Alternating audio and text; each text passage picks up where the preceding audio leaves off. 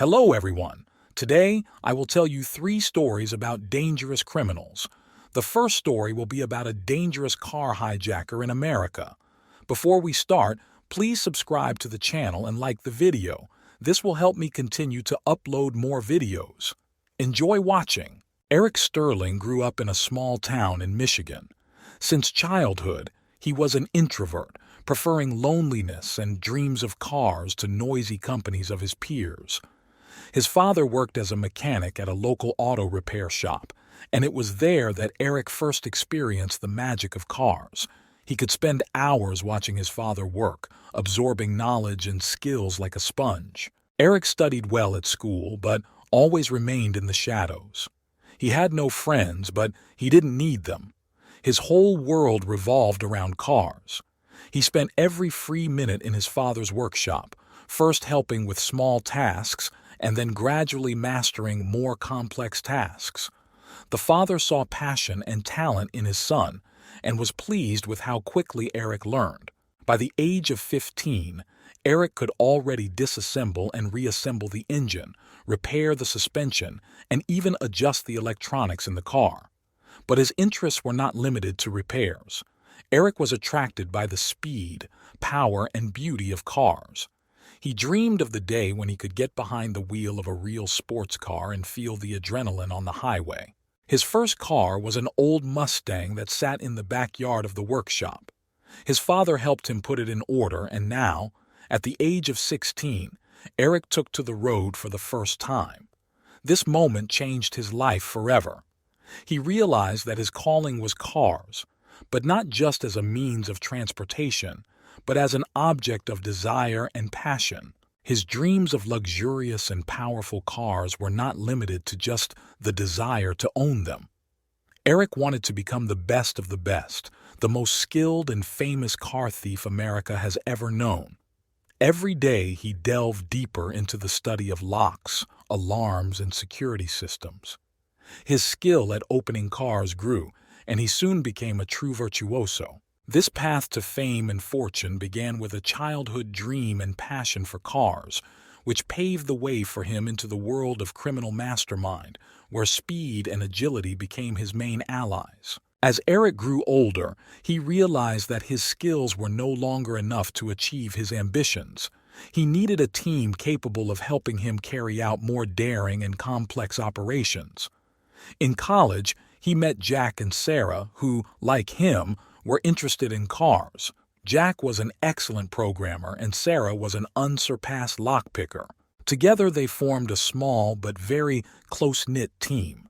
Their first operations were relatively simple, stealing cars from the parking lots of shopping centers and car dealerships. However, successes pushed them to take bolder steps. They began to carefully plan each operation, studying security routes, video surveillance systems, and alarm schemes. Eric has always been the brains of the group. His passion and knowledge of cars allowed him to choose the most prestigious and expensive targets. Soon they began to be talked about not only in their home state, but also far beyond its borders. Their daring thefts became the topic of the news, and the police could not get on the trail of this uncaught trio. A special moment for Eric and his team was the theft from a luxury car dealership in Los Angeles. It was a real operation of the century. 3 expensive supercars were stolen straight from the showroom, despite the full power of the security system. Eric, Jack, and Sarah worked as a unit, executing every step of the plan precisely. This success brought them not only huge financial rewards, but also the status of the most dexterous and elusive car thieves in America. However, as their fame grew, so did the risks. The police created a special unit dedicated solely to their case. Eric understood that one mistake could cost them their freedom and possibly their lives. But passion, desire for new heights, and love for cars did not allow him to stop. Each new business became more daring and complex, which only fueled their desire to move forward. Eric and his team continued on their way, becoming more and more skilled at their craft. With each hijack, they employed new techniques, used the latest technology, and adapted to ever-changing conditions. Their names became legends in the criminal world, and their stories became the subject of admiration and envy among other criminals. This life, full of risk, adrenaline, and incredible achievements, became the meaning of existence for Eric. He knew that one day their path could be interrupted, but as long as they remained invincible, nothing could stop them on their way to new heights of the criminal world. With each new success, Eric and his team became more and more confident in their abilities. They expanded their activities beyond just car thefts. The next target was the elite garages of rich and influential people, where not only expensive cars were stored, but also valuable collectibles of great value. One of the most daring operations was the theft of a collection of rare cars from a famous billionaire in New York. It was a real test of their skills and ingenuity. While planning the operation, they spent several weeks studying guard habits, security systems, and times when the house was unoccupied. Jack developed a complex program to hack electronic locks, and Sarah mastered mechanical systems. That night, when they entered the mansion, every step was thought out to the smallest detail. The silence of the night was broken only by the muffled sounds of their work. Hacking the electronic locks went smoothly, and soon they were already inside a huge garage, sparkling with the luxury and shine of cars. Taking aim at the most valuable specimens, the team began their work. Eric, as always, acted clearly and confidently. His knowledge of cars allowed him to quickly determine how to disable the alarm system on each of them. Jack and Sarah supported him, carrying out their tasks with the utmost precision. Soon, 3 rare cars, each worth a fortune, were on their way to safety. This success not only strengthened their reputation, but also brought huge financial dividends. However, fame attracted not only enthusiastic fans, but also many ill-wishers. The police stepped up their efforts, and rivals from the criminal world tried to track down and eliminate Eric and his team. One day, when they were planning a new hijacking, they encountered unexpected difficulties. It turned out that someone had betrayed their plan to the police and they were ambushed. Eric quickly assessed the situation and ordered a retreat. The only thing that saved them was that they always had a backup plan in case of failure. Thanks to this, they managed to escape unnoticed, but they realized that they were being hunted. Eric realized that they needed to lay low for a while and develop a new strategy. They moved to a small town in the south of the country, changed their names and appearance. They used this time to rethink their methods and prepare for new, even more complex and ambitious operations. Eric and his team realized that the time had come for a truly daring and risky theft that would enhance their reputation and bring them significant financial reward. The target was the crime boss Carlo Bianchi, known for his cruelty and love of luxury. In his garage, there was one of the rarest and most expensive cars of that time, a Ferrari F40. This car was considered the pinnacle of engineering and was valued at an astronomical sum of about $1 million. The plan was carefully developed and took into account all possible risks. Eric, Jack, and Sarah knew that Carlo Bianchi surrounded himself with the best guards and state-of-the-art security systems. However, they were confident in their abilities and preparation. The first stage of the plan was to gather information. Jack, using his hacking skills, managed to hack into the CCTV system of the Bianchi mansion and gain access to the recordings. They studied security schedules, patrol routes, and camera locations. Sarah, using her connections in the criminal world, learned that Bianchi regularly left his mansion for several hours every Friday evening to meet with business partners at a private club. The day of the operation arrived. The team moved to the mansion a few hours before Bianchi's departure. They parked nearby and, after waiting for the right moment, began executing the plan. Jack, using a laptop computer and special devices, hacked the security alarm system, temporarily disabling it. Eric and Sarah, dressed in black suits and masks, entered the mansion through the backyard. Eric headed towards the garage where the Ferrari F40 was parked, while Sarah monitored the movements of the security and cameras. Eric quickly and carefully picked the garage lock using his skills and tools. A magnificent car appeared before him, which he had dreamed of all his life. Eric knew they didn't have much time. He opened the car door and got behind the wheel, while simultaneously connecting the device to disable the immobilizer. The car started up the first time, and its roar was like music to his ears. Sarah signaled that the coast was clear, and Eric carefully drove out of the garage. They moved quickly but carefully, avoiding unnecessary attention. Jack, remaining in the cover car, monitored the situation and was ready to intervene if necessary. They managed to leave the mansion without causing any alarm. A few hours later, the team reached a previously prepared shelter where they hid the car. Eric knew they had limited time to sell it on the black market. They contacted one of their trusted contacts, who agreed to purchase a Ferrari F40 for a large sum of money. This operation became one of the most successful and profitable for the team. But along with this, the risks have also increased. Carlo Bianchi was furious and vowed to find those who dared to steal his beloved car. However, Eric, Jack, and Sarah were confident that their skill and ability to remain undetected would allow them to continue their activities despite the increased threats. Having successfully sold the Ferrari F40 and earned a significant amount of money, Eric and his team decided to temporarily lay low. They knew that Carlo Bianchi would not give up trying to find them, so they carefully planned their next steps to avoid falling into the hands of the angry crime boss. After moving to a quiet town in southern Florida, they changed their names and appearances to remain in the shadows. Eric was now Michael, Jack was John, and Sarah was Emily. They rented a small house and tried not to attract attention to themselves, gradually planning their next steps. Despite the temporary calm, the thirst for adrenaline and the desire for new adventures did not leave them. Eric began to explore the possibility of the next big thing that could re-establish their status as the best car thieves. He soon found a new target, a rare car, the Lamborghini Countach 25th Anniversary Edition, owned by an influential businessman in Miami. This model was one of the most expensive and rare, released for the 25th anniversary of Lamborghini. Eric understood that stealing this car would not only bring them a lot of money, but would also reaffirm their reputation.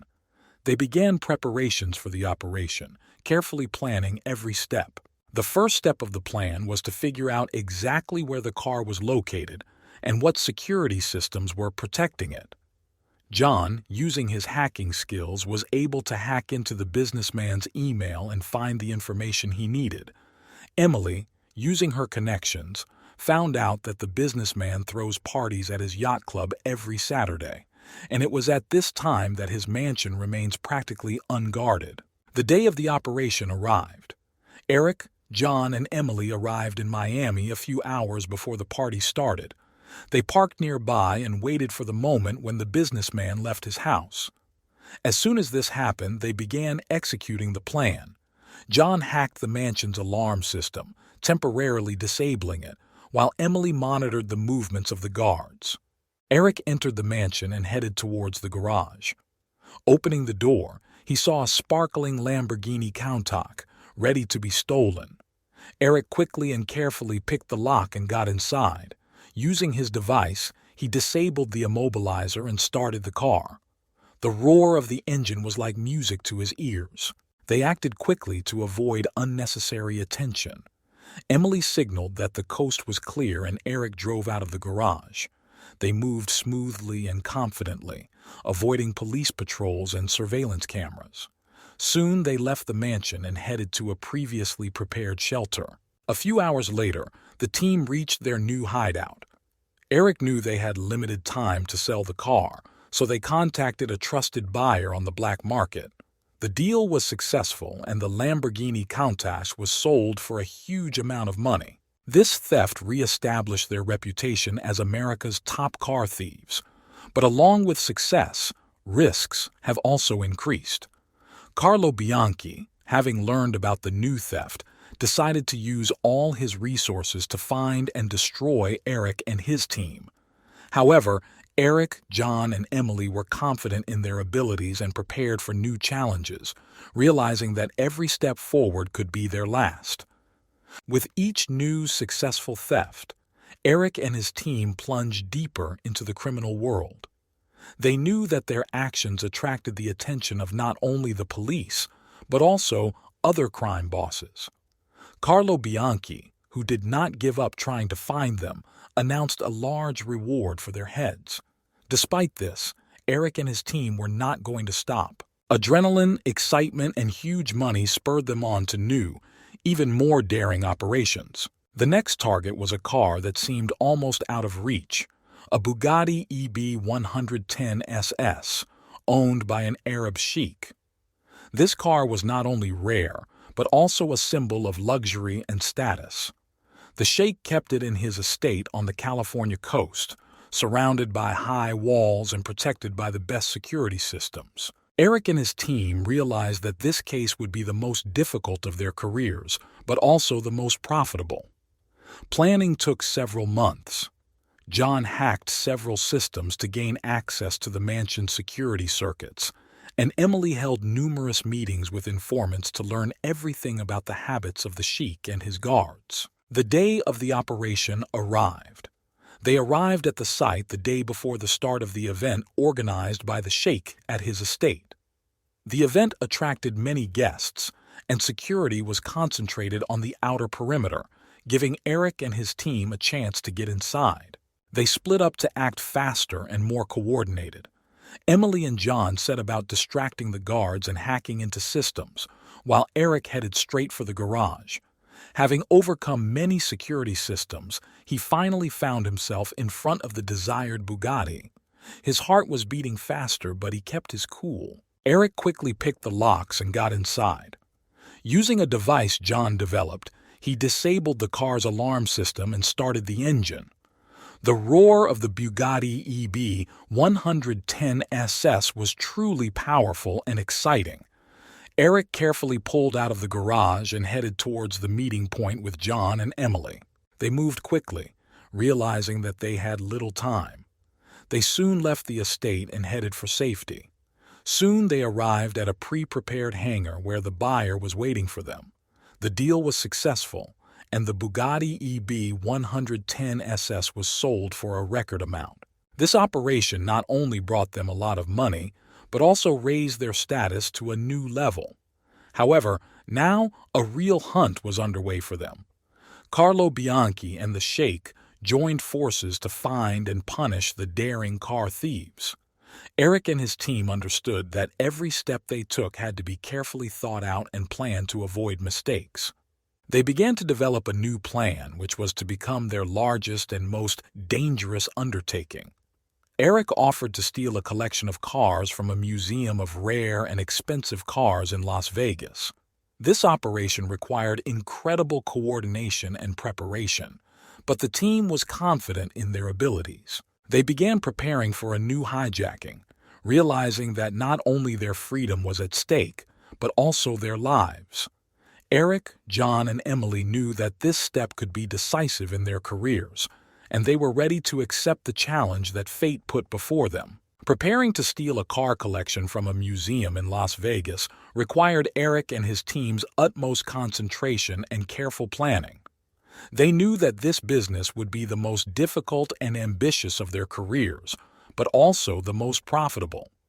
The museum housed unique models, including a rare McLaren F1 and a rare Porsche 959, each valued at millions of dollars. The plan was divided into several stages. John took upon himself the hacking of the museum's security and video surveillance systems. Emily was engaged in distracting the guards and collecting information about the internal routine, and Eric was planning the actual car theft. The first step was to implant a device that would allow John to gain access to the museum's security system. To do this, they took advantage of events that were often held at the museum. Emily, posing as a journalist, gained access to one of these events and quietly installed the device in the server room. John, using this device, was able to access all of the museum's cameras and security systems. He began studying security schedules, patrol routes, and vulnerabilities in the system. It took several weeks, but in the end he had a complete picture of how museum security worked. The night of the operation arrived. Eric, John, and Emily arrived in Las Vegas and took up previously prepared positions. John used his devices to disable the alarms and cameras, giving the team several hours to carry out the plan. Eric and Emily, dressed in black suits, entered the museum through the service entrance. Inside, they acted harmoniously and quickly. Emily made sure the guards didn't notice their presence while Eric headed towards the main hall where rare cars were kept. He carefully picked the locks and alarm systems on the cars in preparation for the theft. The first was the McLaren F1. Eric could hardly contain his excitement when he got behind the wheel of this legendary car. Using John's device, he disabled the immobilizer and started the car. The roar of the engine filled the hall, and Eric carefully drove the car out of the museum through the back gate. Next was the Porsche 959. Emily and Eric acted quickly and smoothly, repeating the same actions. Car after car they led out of the museum, acting as one unit. Soon, some of the rarest and most expensive cars in the world were on the streets of Las Vegas. The team headed to a previously prepared shelter outside the city where buyers were waiting for them. The deal went through without a hitch and the cars sold for record amounts. Eric, John, and Emily once again proved that they are the best in the business. However, they understood that their successes would not go unnoticed. Police and crime bosses have launched an active search, and the stakes have never been higher. Eric knew that the next operation would have to be even more daring and carefully planned. They began to develop a new plan, which was to become their largest and most dangerous undertaking. Eric offered to steal a car collection from one of the largest collectors in New York. This plan required incredible coordination and preparation, but the team was confident in their abilities. With each new step, their path became more and more dangerous, but this only spurred their desire for new heights. Eric, John, and Emily were ready to take on the challenge, knowing that every new day could be decisive in their criminal careers. After successfully stealing cars from a museum in Las Vegas, the team decided to spend several months in the shadows to calm the situation. Time was spent planning the next, most ambitious case, the theft of a car collection from the largest collector in New York, John Campbell.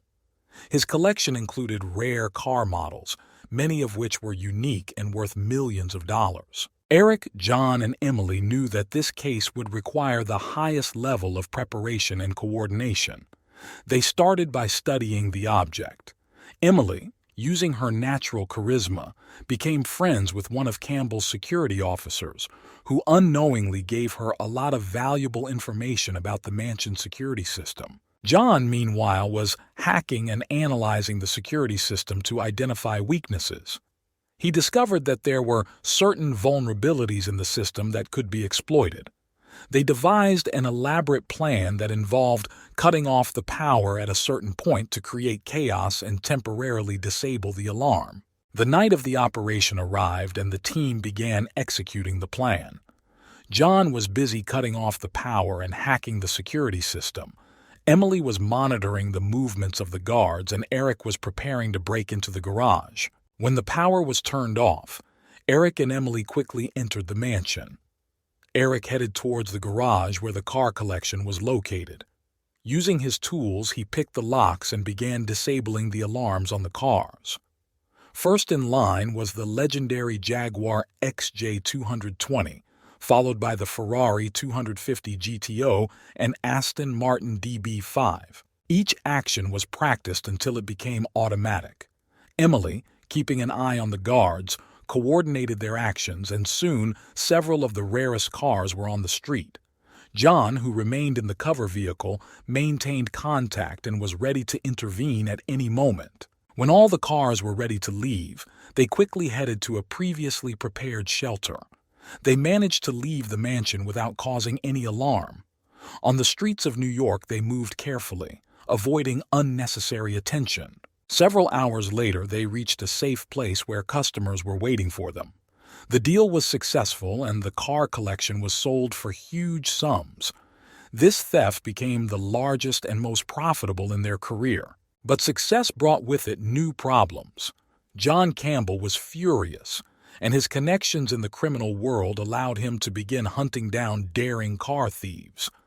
The police have also stepped up their efforts by setting up special teams to investigate these cases. Eric and his team understood that with each new case, they became more and more vulnerable. They decided that they needed to make some radical changes to their strategy. Eric came up with an idea that could secure their future and reduce their risk, creating a network of car thieves across the country, using his knowledge and skills to train others and take a share of their operations. They began working on building this network by recruiting reliable people and training them in their methods. Each new business brought not only money, but also expanded their influence. But with every step forward, they knew that the risks were growing, and every day could be their last in this dangerous world. Eric, John, and Emily continued to move forward, preparing for new challenges and daring operations. Their path was full of dangers, but they were ready to take on any challenge in order to maintain their freedom and reputation as the best car thieves in America. Eric, John, and Emily realized that to create a network of car thieves, they would need reliable and loyal partners. They began their search in the criminal world, where they knew that they could find talented people willing to take risks for big money.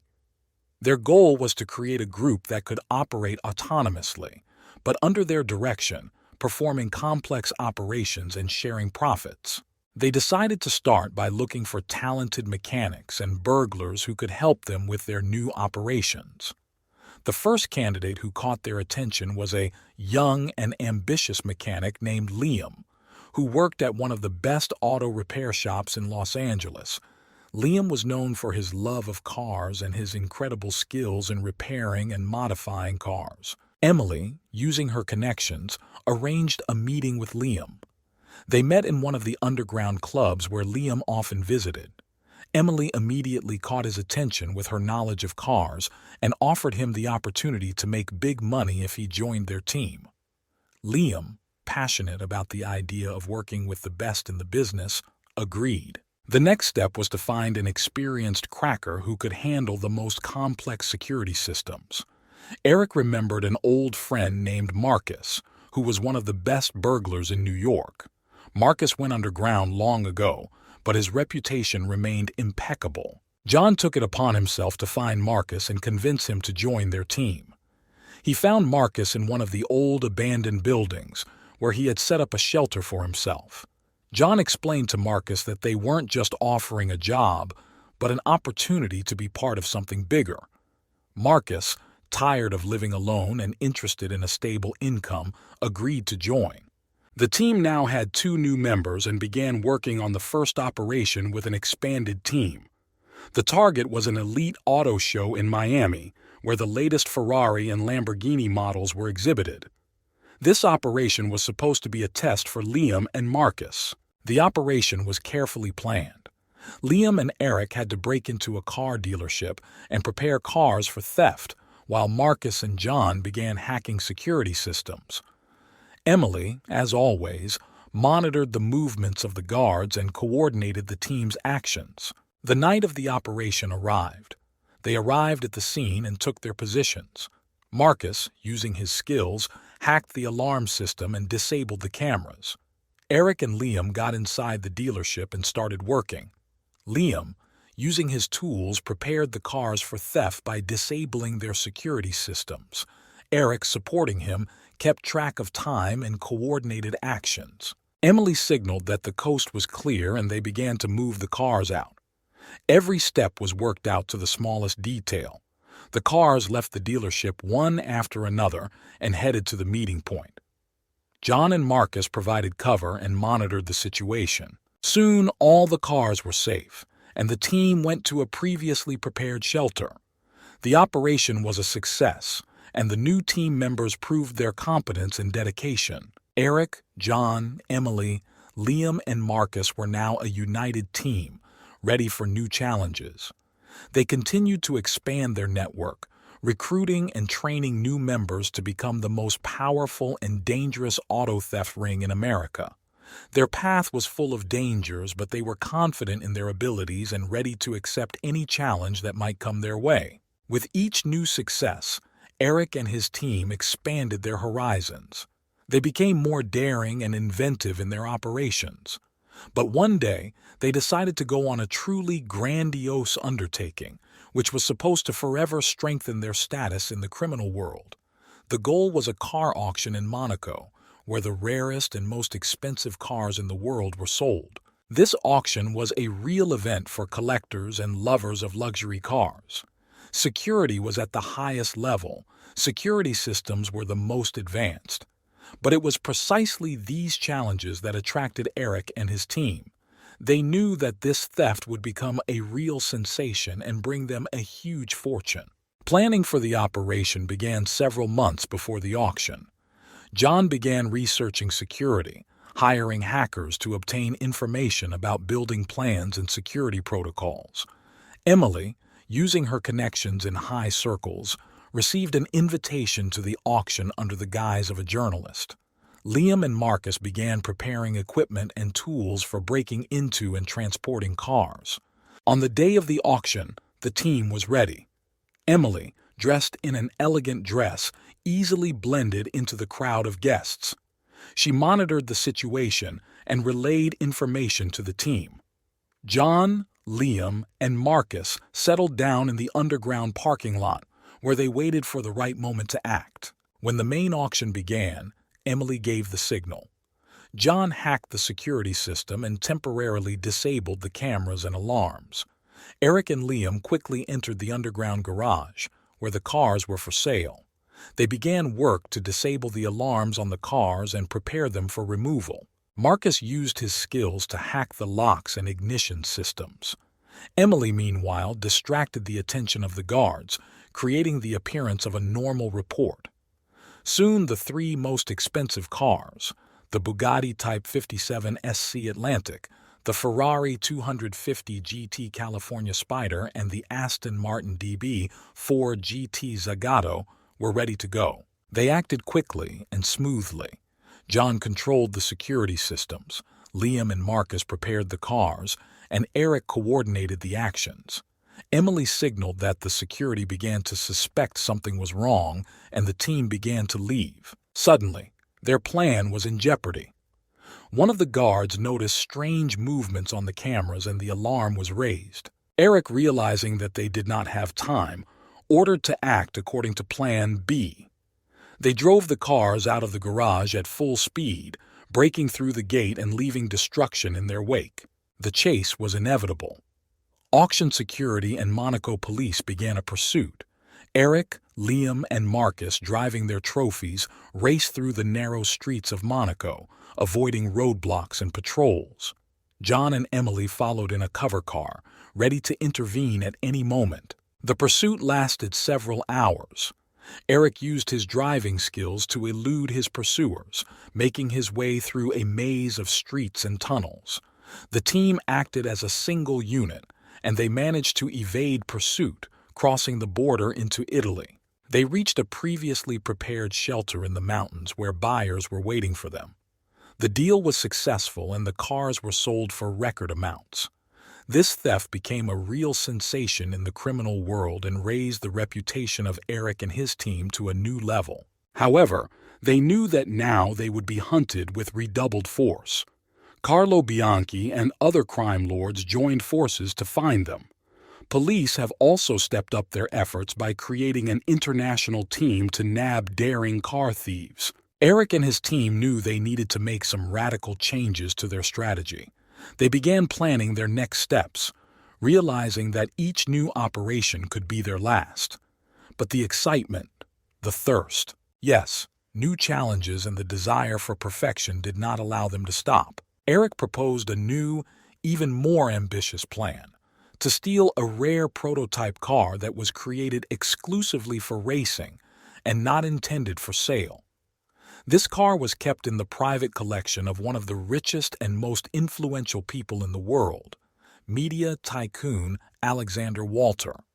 Walter lived in an isolated mansion on the Italian coast, and his collection was carefully guarded. Preparations for this operation began with the team deciding to obtain detailed drawings of Walter's mansion and information about its security system. Emily managed to infiltrate Walter's social circle under the guise of a new employee of his media company. For several months, she collected information, creating the appearance of a conscientious and dedicated employee. John, meanwhile, was hacking into the mansion's security system. He discovered that the system used the latest technology and required new methods to bypass it. Liam and Marcus began working on the technical preparation of the vehicles and tools that would be needed for breaking and entering. The operation was scheduled for the night Walter was leaving for a business meeting in London. Emily left the service door open so the team could get inside. John, Liam, and Eric quickly and quietly entered the mansion, avoiding cameras and security thanks to their earlier plans. They reached the garage where there was a unique prototype of the car that many collectors dreamed of. Liam set about disabling the alarm while Marcus prepared a device to pick the lock. Time passed and the tension increased, but they acted clearly and harmoniously. Suddenly, the security system failed and the alarm was raised. John quickly tried to regain control of the system, but it became clear that their plan was in jeopardy. The mansion's security began to go on alert, and the team realized that they only had a few minutes to complete the operation. Eric and Liam wasted no time in starting the car and driving out of the garage. They broke through the gates of the mansion, but were immediately overtaken by Walter's guards. A chase ensues along the winding roads of the Italian coast. Emily and John followed them, ready to step in and help. The chase was intense and dangerous. Eric, using his driving skills, maneuvered at high speed, avoiding obstacles and patrols. Liam, sitting next to him, helped coordinate his actions, keeping in touch with John and Emily. They managed to throw off their pursuers when they crossed the border into France. They soon reached a pre-prepared shelter in a mountainous area where a buyer was waiting for them. The transaction was successful, and the unique car was sold for a record amount. This hijacking reaffirmed their status as the best in the business. However, now they knew that the risks were even greater. Walter, enraged by the theft, placed a reward on their heads as the police continued to intensify their efforts to capture them. Eric, John, Emily, Liam, and Marcus knew their next move would have to be even more careful and carefully planned. They began to develop new methods and strategies to stay one step ahead of their enemies. Their path was full of dangers, but they were ready to take on any challenge, realizing that each new operation could be their last in this dangerous world. After successfully stealing a prototype from Alexander Walter, Eric and his team realized they needed to pause and change their methods. The persecution became increasingly harsh, and they needed time to develop a new strategy. They decided to temporarily separate and lie low to avoid unnecessary attention. Eric went to Mexico, where he had old connections that allowed him to hide and rethink his next steps. John went to Japan to study the latest hacking and security technologies. Emily headed to Europe, using her skills to gather information and make new contacts. Liam and Marcus remained in the USA preparing equipment and tools for future operations. A few months later, the team reconvened. They decided that the next operation should not only be daring, but also technologically complex. Eric proposed stealing an entire convoy of cars that were being transported from one collection to another. This was not just a theft, but a real blow to the reputation of all security systems. The convoy consisted of rare models including a Lamborghini Miura, Mercedes-Benz 300 SL Gullwing, and a Bugatti Veyron. The cars were transported on special trailers with heavy security. The plan was to intercept the convoy on one of the sections of the road, using means and equipment prepared in advance. The first stage of the plan was to obtain accurate information about the route and time of movement of the convoy. Emily, using her contacts, learned that the convoy would pass through a deserted stretch of road in Arizona, where security would be most vulnerable. John developed a sophisticated system of hacking satellite communications and GPS to disable and replace the data when the convoy reaches the desired point. Liam and Marcus have prepared specially modified vehicles that can quickly and safely remove stolen cars. The day of the operation arrived. Eric, John, Emily, Liam, and Marcus took up their positions along the convoy route. John, using his equipment, hacked into the satellite system and temporarily disabled the convoy's communications with the control center. Eric and Liam, in specially prepared vehicles, quickly intercepted the trailers and forced the drivers to stop. Marcus and Emily, acting in unison, got the drivers out of their cars and began loading the cars onto their vehicles. Everything went smoothly, and within a few minutes the cars were already on their way to the pre-prepared shelter. However, a surprise awaited them at the exit from the desert zone. One of the guards managed to sound the alarm, and soon they were being chased. Police and private security companies have joined forces to recover stolen vehicles. The team, understanding the seriousness of the situation, acted decisively and quickly. Eric, Liam, and Marcus used their driving skills to evade pursuit, while John and Emily created a distraction and hacked into police communication systems. The pursuit continued for several hours, but the team managed to throw off the tail using cunning maneuvers and shelters prepared in advance. They reached their hideout, where the cars were hidden and prepared for sale. This operation became one of the most daring and successful cases in their careers, but she also attracted the attention of everyone who was interested in capturing Eric and his team. Carlo Bianchi, Alexander Walter, and other influential figures intensified their efforts to find them. Eric and his team knew that now each new operation would become more and more dangerous. They decided to use the money and connections they made to build a network of safe houses and hideouts around the world, allowing them to move and hide if necessary. Their next goal was even more ambitious: stealing a collection of rare racing cars straight from competitions in Monte Carlo. This was supposed to be their final chord, which would forever cement their status in the criminal world. The team began their preparations, knowing that this time they must be flawless to avoid capture and secure their future. Eric and his team began preparing for the most ambitious operation of their career: the theft of a collection of rare racing cars straight from the competition in Monte Carlo. This operation required not only incredible coordination and skill, but also complete secrecy, since any suspicion could lead to failure. Emily used her connections to get a job as a volunteer at the event. This allowed her to access course plans, participant lists, and security schemes. John, meanwhile, hacked into the track security and surveillance systems to gain control of the cameras and alarms. Liam and Marcus were busy preparing the vehicles and equipment needed to steal cars quickly and safely. Eric coordinated all stages of preparation to ensure that each team member knew his role and all actions were worked out to the smallest detail. He understood that this operation would be complex and risky, but success would bring them not only great wealth, but also legendary status in the criminal world. The day of the competition has arrived. Emily was on site monitoring the situation and relaying information to the team. John took control of the security cameras and alarms to create temporary blind spots for the team. Liam and Marcus took up their positions near the track, ready for action. When the main race began, Emily gave the signal. John temporarily disabled the cameras and alarms, and the team quickly entered the area where the participants' cars were parked.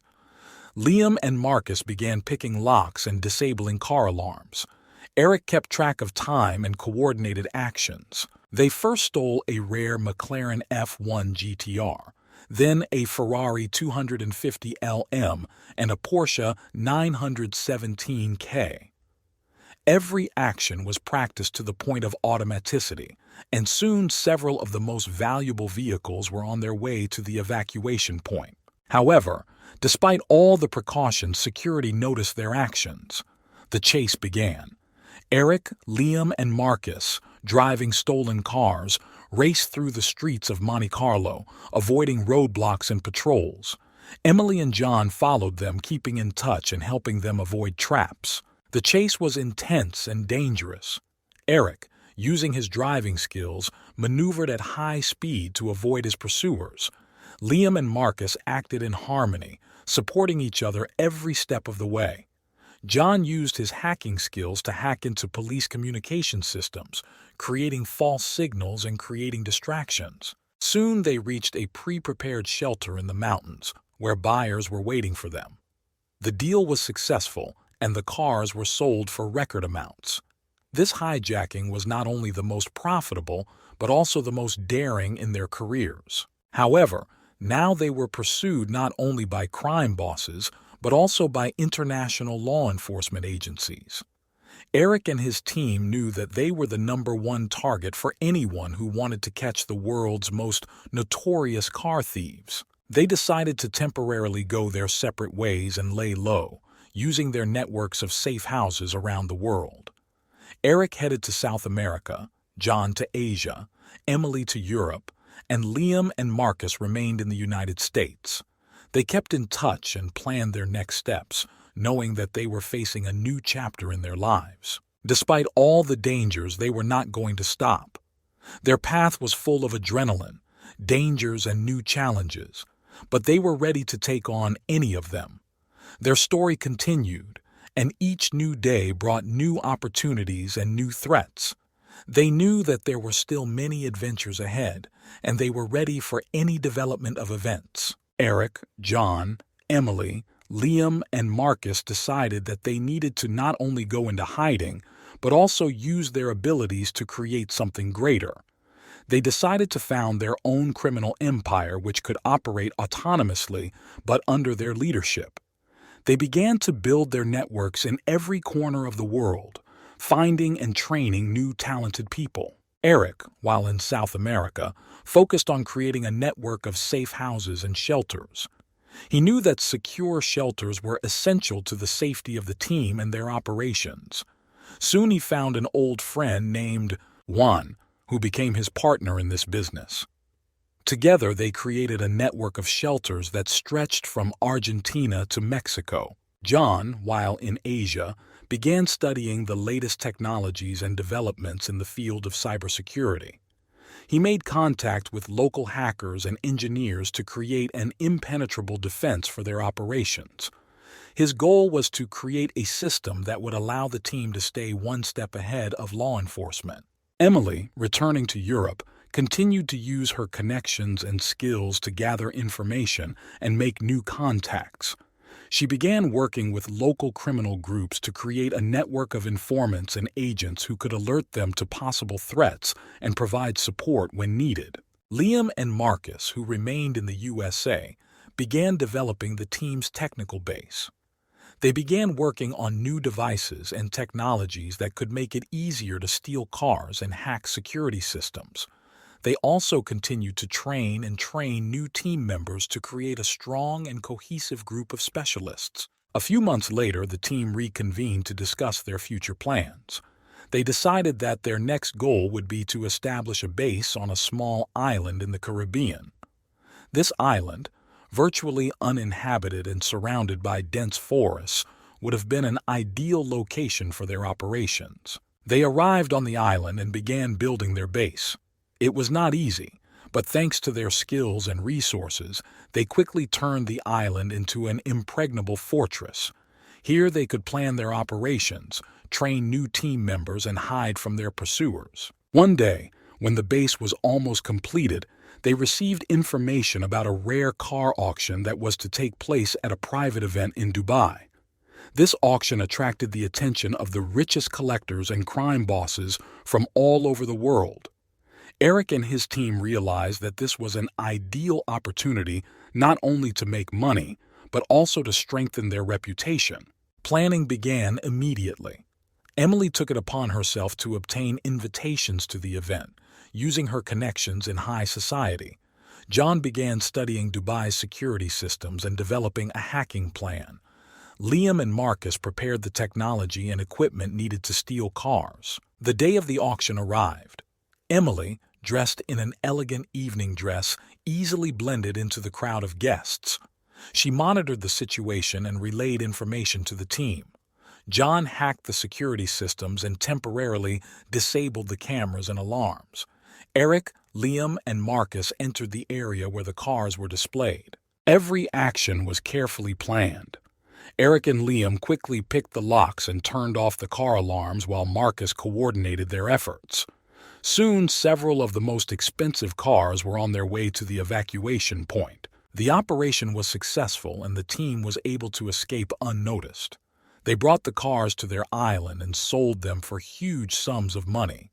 This hijacking reaffirmed their status as the best in the business and strengthened their reputation in the criminal underworld. Now they were not just a team of car thieves, but a real criminal empire, capable of carrying out the most daring and complex operations around the world. Their path was full of dangers, but they were ready to take on any challenge to preserve their freedom and reputation. Each new business brought them not only wealth, but also confidence in their strengths and future. After a successful hijacking in Dubai and the establishment of a base on an island in the Caribbean, Eric and his team began to think about new large-scale operations. They wanted to reach a new level and become not just legendary car thieves, but also real architects of the criminal world. Their reputation was growing, and they decided to use this to their advantage. One of the suggestions that came from their new contacts was to organize a series of synchronized hijackings around the world. This operation, called Operation Shadow, was to be their most ambitious project yet. The goal was to steal the most expensive and rare cars from private collections in various parts of the world, from Los Angeles to Tokyo, over the course of one night. To accomplish this task, Eric and his team began recruiting new talented specialists who could work in different countries. Each new team member has undergone rigorous selection and training to meet the high standards of Eric, John, Emily, Liam, and Marcus. Emily used her connections to arrange a meeting with potential new team members. Among them were the best mechanics, burglars, and hackers from different parts of the world. They were all willing to take risks for the sake of huge money and fame. The team underwent intensive training and testing to prove their readiness for Operation Shadow. The day of the operation was set. On the night when the whole world was celebrating the new year, Eric and his team decided to strike. Each country had a separate group, coordinated from a central headquarters on their Caribbean island. Emily, John, Liam, and Marcus remained at the base, coordinating the actions of all groups and providing support. In Los Angeles, a group led by Liam successfully broke into the mansion of a famous collector and stole several rare cars, including a Shelby Cobra 427 and a Ford GT40. In Tokyo, Marcus's team stole a rare Nissan Skyline GT-R from the private collection of an influential businessman. In London, a group led by Emily successfully hijacked a Jaguar E-Type and an Aston Martin DB5. Each group acted harmoniously and clearly, following the plan. John, while at the base, monitored all communications and security systems, hacking and disabling them if necessary. Eric coordinated the actions of all teams, ensuring their safety and successful completion of the mission. Operation Shadow went flawlessly. All the stolen cars were delivered to the island, where buyers were waiting for them. The deals were successful and the team received huge amounts of money. This success not only strengthened their reputation, but also showed the whole world that they are capable of the most daring and large-scale crime. However, with this success came new problems. Interpol and national law enforcement agencies have stepped up their efforts to capture Eric and his team. Enemies from the criminal world also began to hunt for them, seeing them as a threat to their business. Eric and his team knew they needed to be careful and prepared for any eventuality. They began working on new methods of camouflage and cover to stay out of reach. They also strengthened their network of informants and agents to keep abreast of all the movements of law enforcement agencies and competitors. Eric and his team, despite the intensifying hunt for them, were not going to stop. They continued to develop new operations while continually improving their skills and techniques. The next target was a legendary collection of cars, stored in one of the most protected private museums in the world, in Switzerland.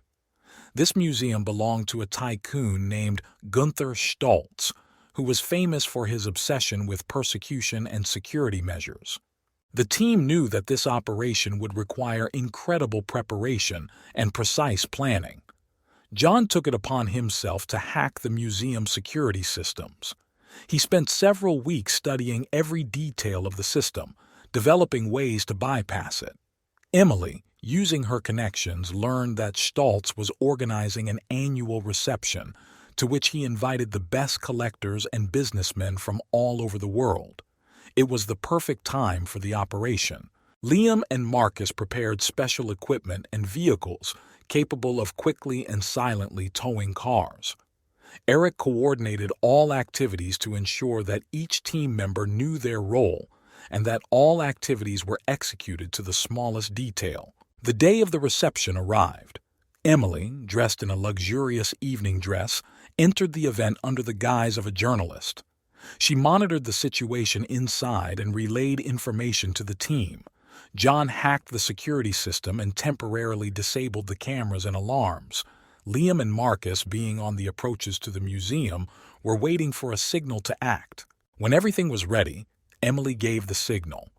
John took control of the security cameras, creating blind spots for the team. Liam and Marcus quickly entered the museum, picked the locks, and began disabling the alarms on the cars. Eric kept track of time and coordinated actions. The first was the rare Bugatti Type 41 Royale, followed by the Ferrari 250 GTO and Mercedes-Benz 540K Special Roadster. Every action was practiced to the point of automaticity, and soon several of the most valuable vehicles were on their way to the evacuation point. However, a surprise awaited them at the exit. One of the guards noticed something suspicious and raised the alarm. The chase began. Driving stolen cars, Eric, Liam, and Marcus raced through the winding roads of the Swiss Alps, avoiding roadblocks and patrols. Emily and John followed them, keeping in touch and helping them avoid traps. The chase was intense and dangerous. Eric, using his driving skills, maneuvered at high speed to avoid his pursuers. Liam and Marcus acted in harmony, supporting each other every step of the way. John used his hacking skills to hack into police communication systems, creating false signals and creating distractions. They managed to throw off their pursuers when they crossed the border into Italy. They soon reached a pre-prepared shelter where customers were waiting for them. The deal was successful, and the cars were sold for record amounts. This hijacking reaffirmed their status as the best in the business. However, now they were pursued not only by crime bosses, but also by international law enforcement agencies. Eric and his team knew that they were the #1 target for anyone who wanted to catch the world's most notorious car thieves. They decided to temporarily go their separate ways and lay low, using their networks of safe houses around the world. Eric headed to South America, John to Asia, Emily to Europe, and Liam and Marcus remained in the United States. They kept in touch and planned their next steps, knowing that they were facing a new chapter in their lives. After several successful operations and many complex car thefts, Eric's team attracted the attention of not only crime bosses, but also the most powerful law enforcement agencies. The FBI created a special task force to capture Eric and his team, and the agents managed to infiltrate their network of informants, obtaining important information about the movements of John and Emily. The FBI began surveillance of Emily while she was in Europe. They monitored her movements and communications, but did not take active action so as not to frighten off the rest of the team. Agents managed to find a vulnerability in her network of contacts. One of the informants was under pressure because of his criminal affairs and agreed to cooperate with the FBI in exchange for a reduced sentence. This informant provided the agents with key information that Emily planned to meet John in Berlin to discuss new operations and distribute the funds earned. The FBI decided to use this meeting to capture them both. The capture operation was carefully planned. The FBI established surveillance of the meeting place, which was located in an upscale hotel in the center of Berlin. On the day of the meeting, agents dispersed throughout the hotel, disguised as staff and guests. They installed hidden cameras and listening devices to monitor the movements of John and Emily. When John and Emily arrived at the hotel, they were unaware of the surveillance. They rented a top-floor suite, hoping for privacy and security. But the FBI agents who were watching them were waiting for the right moment to capture them. Soon, as they began discussing their plans and distribution of funds, agents received confirmation of their participation in the latest hijackings. The head of the operation gave the signal to begin the capture. Several agents burst into the room, subduing John and Emily before they could resist. John and Emily were arrested and taken to the local FBI office for questioning. Their arrest became a news sensation, and Eric's team came under even more pressure. Eric, Liam, and Marcus realized that the situation was becoming critical and that they now needed to act even more carefully. The remaining team members began developing a plan to rescue John and Emily. They understood that interrogations could lead to information leaks and exposure of their entire network. Eric decided to use his connections in the criminal world to organize an operation to free his comrades while they were still in Europe. However, freeing John and Emily from FBI custody required incredible courage and precise planning. Eric and his team knew that not only their freedom was at stake, but also their lives. Their story continued, and they were ready to take any measures to save their friends and continue their journey in this dangerous world. Eric, Liam, and Marcus, having learned that John and Emily were sentenced to 40 years in prison, realized that it would be almost impossible to free them. The situation required a new approach and a reassessment of their further actions. They decided to focus on remaining free and continuing their operations despite the loss of two key team members. Eric, ever the leader and strategist, gathered Liam and Marcus on his Caribbean island to discuss how to move forward. They understood that their current situation required even greater caution and secrecy. They decided to temporarily cease large operations and focus on strengthening their network and creating new connections. The first step was to review all their contacts and informants. Eric knew that their network had to be absolutely secure to avoid further information leaks. Liam and Marcus set about vetting every member of the network, eliminating potential threats and strengthening connections with those they could trust. In addition, they decided to create several new bases and hideouts around the world in order to be able to quickly move and hide.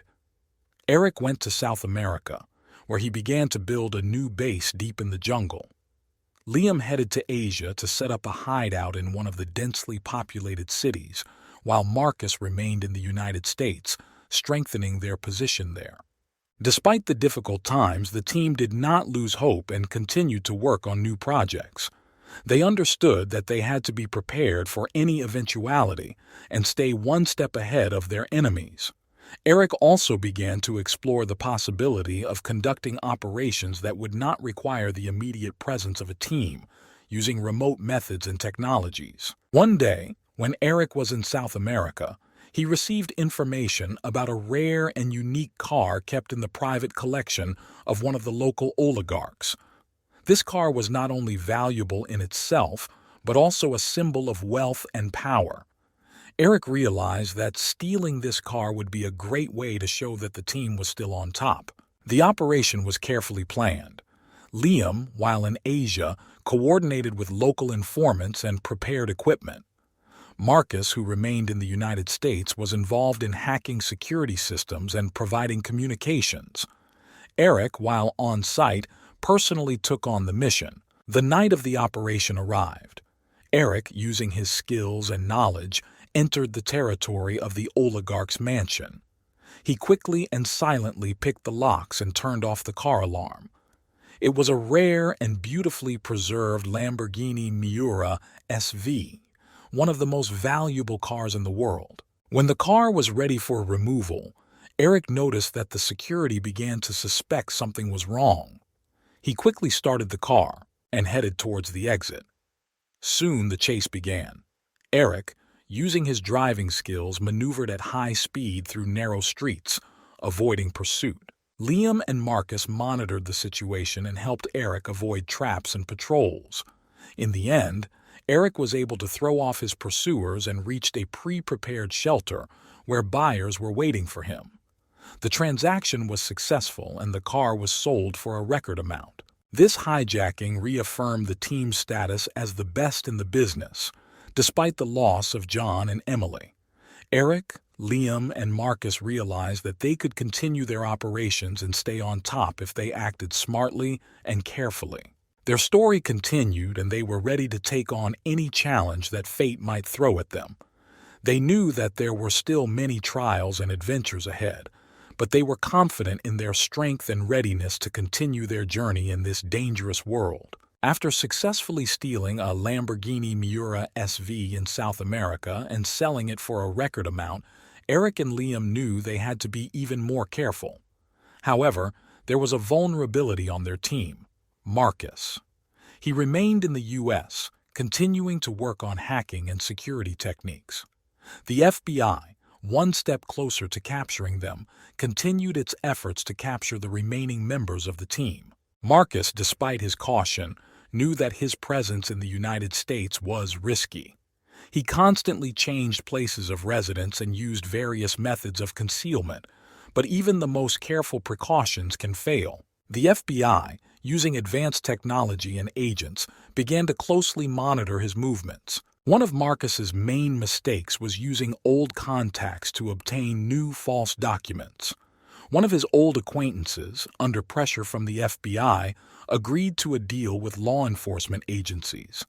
This acquaintance informed the agents about an upcoming meeting with Marcus, at which he was going to receive new documents and equipment. The FBI decided to carry out a capture operation. They prepared an ambush at the meeting place, an abandoned warehouse on the outskirts of Los Angeles. Agents were placed at different points of the building, ensuring control over all entrances and exits. They also installed hidden cameras and microphones to watch what was happening in real time. When Marcus arrived at the meeting place, he immediately felt something was wrong. His intuition told him that he had fallen into a trap. However, he decided to check whether his acquaintance really betrayed him. Entering the building, Marcus noticed several inconspicuous cameras that had not been installed there before. This only strengthened his suspicions. He tried to leave the building, but it was too late. The FBI agent watching him through cameras signaled to the other agents. The capture operation began. Marcus, realizing that he did not have time, tried to break free, using all his skills and strength. The agents surrounded him and a short but intense firefight ensued. Marcus, despite his agility and skill, found himself at a disadvantage. He was surrounded and was soon forced to surrender. He was arrested and taken to the local FBI office for questioning. The news of Marcus's capture quickly spread throughout the criminal world and among law enforcement agencies. This was a significant blow to Eric and Liam's team. They understood that the FBI would now intensify its efforts to capture them. Eric decided they needed to change strategy and pursue a new operation that would help them stay ahead of the curve. Marcus, while under arrest, knew that he was facing a long prison sentence. The FBI tried to extract information from him about the whereabouts of Eric and Liam, offering a reduced sentence in exchange for cooperation. However, Marcus was loyal to his team and had no intention of betraying his friends. Eric and Liam knew that Marcus's capture put them in an extremely vulnerable position. They knew that the FBI would do everything possible to use Marcus to capture the rest of the team. Deciding to act quickly and decisively, they began to develop a plan to free their friend. Eric, always prone to strategic thinking, suggested using his connections in the criminal world to obtain information about Marcus's exact location and the FBI's plans. Liam, using his technical skills, began hacking into the FBI's electronic systems to gain access to internal documents and plans. They learned that Marcus was being held in a high-security detention facility in downtown Los Angeles. They also discovered that the FBI planned to transport him to a federal prison in a few days. This gave them a narrow window of time to carry out the operation. The plan was risky and complex, but they had no other choice. Eric contacted Marcus's former underworld colleagues to gain their support. They agreed to help by providing the necessary equipment and people for the operation. The day of the operation arrived. Eric and Liam, together with a team of reinforcements, were located in an abandoned building not far from the detention center. Liam hacked into the CCTV system and disabled cameras in certain areas of the building to create blind spots for the team. They split into two groups. The first group, led by Eric, entered the building through the service entrance using false IDs and fake keys. Liam and the other group remained outside, prepared for any eventuality. When Eric and his team reached the cell where Marcus was being held, they quickly and silently neutralized the guards. Eric gave Marcus a fake guard uniform so he could blend in with the group during the evacuation. They began to retreat, acting quickly and smoothly. However, as soon as they left the cell, the alarm was raised. One of the security guards noticed unusual behavior on the CCTV monitors. A shootout began. Eric and his team found themselves in a difficult situation, but they acted decisively and coolly, using smoke grenades and other distraction devices to conceal their location. Liam was outside coordinating the evacuation, directing the group to a pre-prepared exit. They managed to get out of the building and escape in vehicles prepared in advance. However, they were pursued by police patrols. The chase was intense. Eric, Liam, and Marcus, each in a separate car, used their driving skills to escape pursuit. Liam was amazing behind the wheel as always, maneuvering through narrow streets and outrunning patrols. Eric, coordinating the actions of the entire team, ensured their synchronized movements. They managed to shed their tail and reach a safe house located in a remote area. Reinforcements and new equipment for further actions were waiting for them there. Marcus, grateful for his freedom, knew that now their team had to be even more careful. They decided to temporarily hide and reconsider their future plans. Eric suggested laying low for a while and using this time to develop new strategies and strengthen their network. Liam and Marcus agreed, knowing it was necessary for their survival. Despite the dangers, they knew that many challenges and adventures lay ahead. Their story continued, and they were ready to take on any challenge that fate might throw at them. They knew that together they could overcome any difficulties and continue their journey in this dangerous world. After the successful release of Marcus from custody, the FBI was not going to stop there. They continued to actively search for the remaining team members, Eric, Liam, and Marcus. The FBI has developed a detailed plan to catch them all, using their weaknesses and connections against them. Liam, who decided to hide in Asia, chose Hong Kong as his new refuge. He found refuge in one of the densely populated areas of the city and began to restore his connections. However, the FBI, using international contacts, was able to track his movements. One of Liam's old friends who remained in the United States was pressured by the FBI and agreed to cooperate. This friend, being in constant contact with Liam, inadvertently reported his location. The FBI contacted local authorities and organized a joint operation. One day, while Liam was meeting with a local crime boss, police and FBI agents burst into the building. Liam tried to escape, but the building was surrounded. After a short chase, he was arrested and taken to the local police station for subsequent extradition to the United States. Marcus decided to hide in London, using his hacking and technical support skills in a developed infrastructure. He found new contacts and restored his network, but did not suspect that he had been under surveillance for a long time. The FBI used his old connections to get information about his new plans. One of his former accomplices was detained, and under pressure, agreed to hand over Marcus. This person provided the FBI with information about the location where Marcus kept his data and held meetings. One day, while Marcus was working on a new project in his hidden office, British police and FBI agents burst into the building. Marcus, surprised by the sudden attack, did not have time to destroy his data and was arrested. He was also extradited to the United States for further investigation and trial. Eric, who remained in South America, was the most cautious and experienced of the entire team. He carefully hid, changing places of residence and contacts. However, the FBI, using information received from Liam and Marcus, was able to track him down. They learned that Eric was planning to meet a new potential partner in one of the remote areas of Brazil.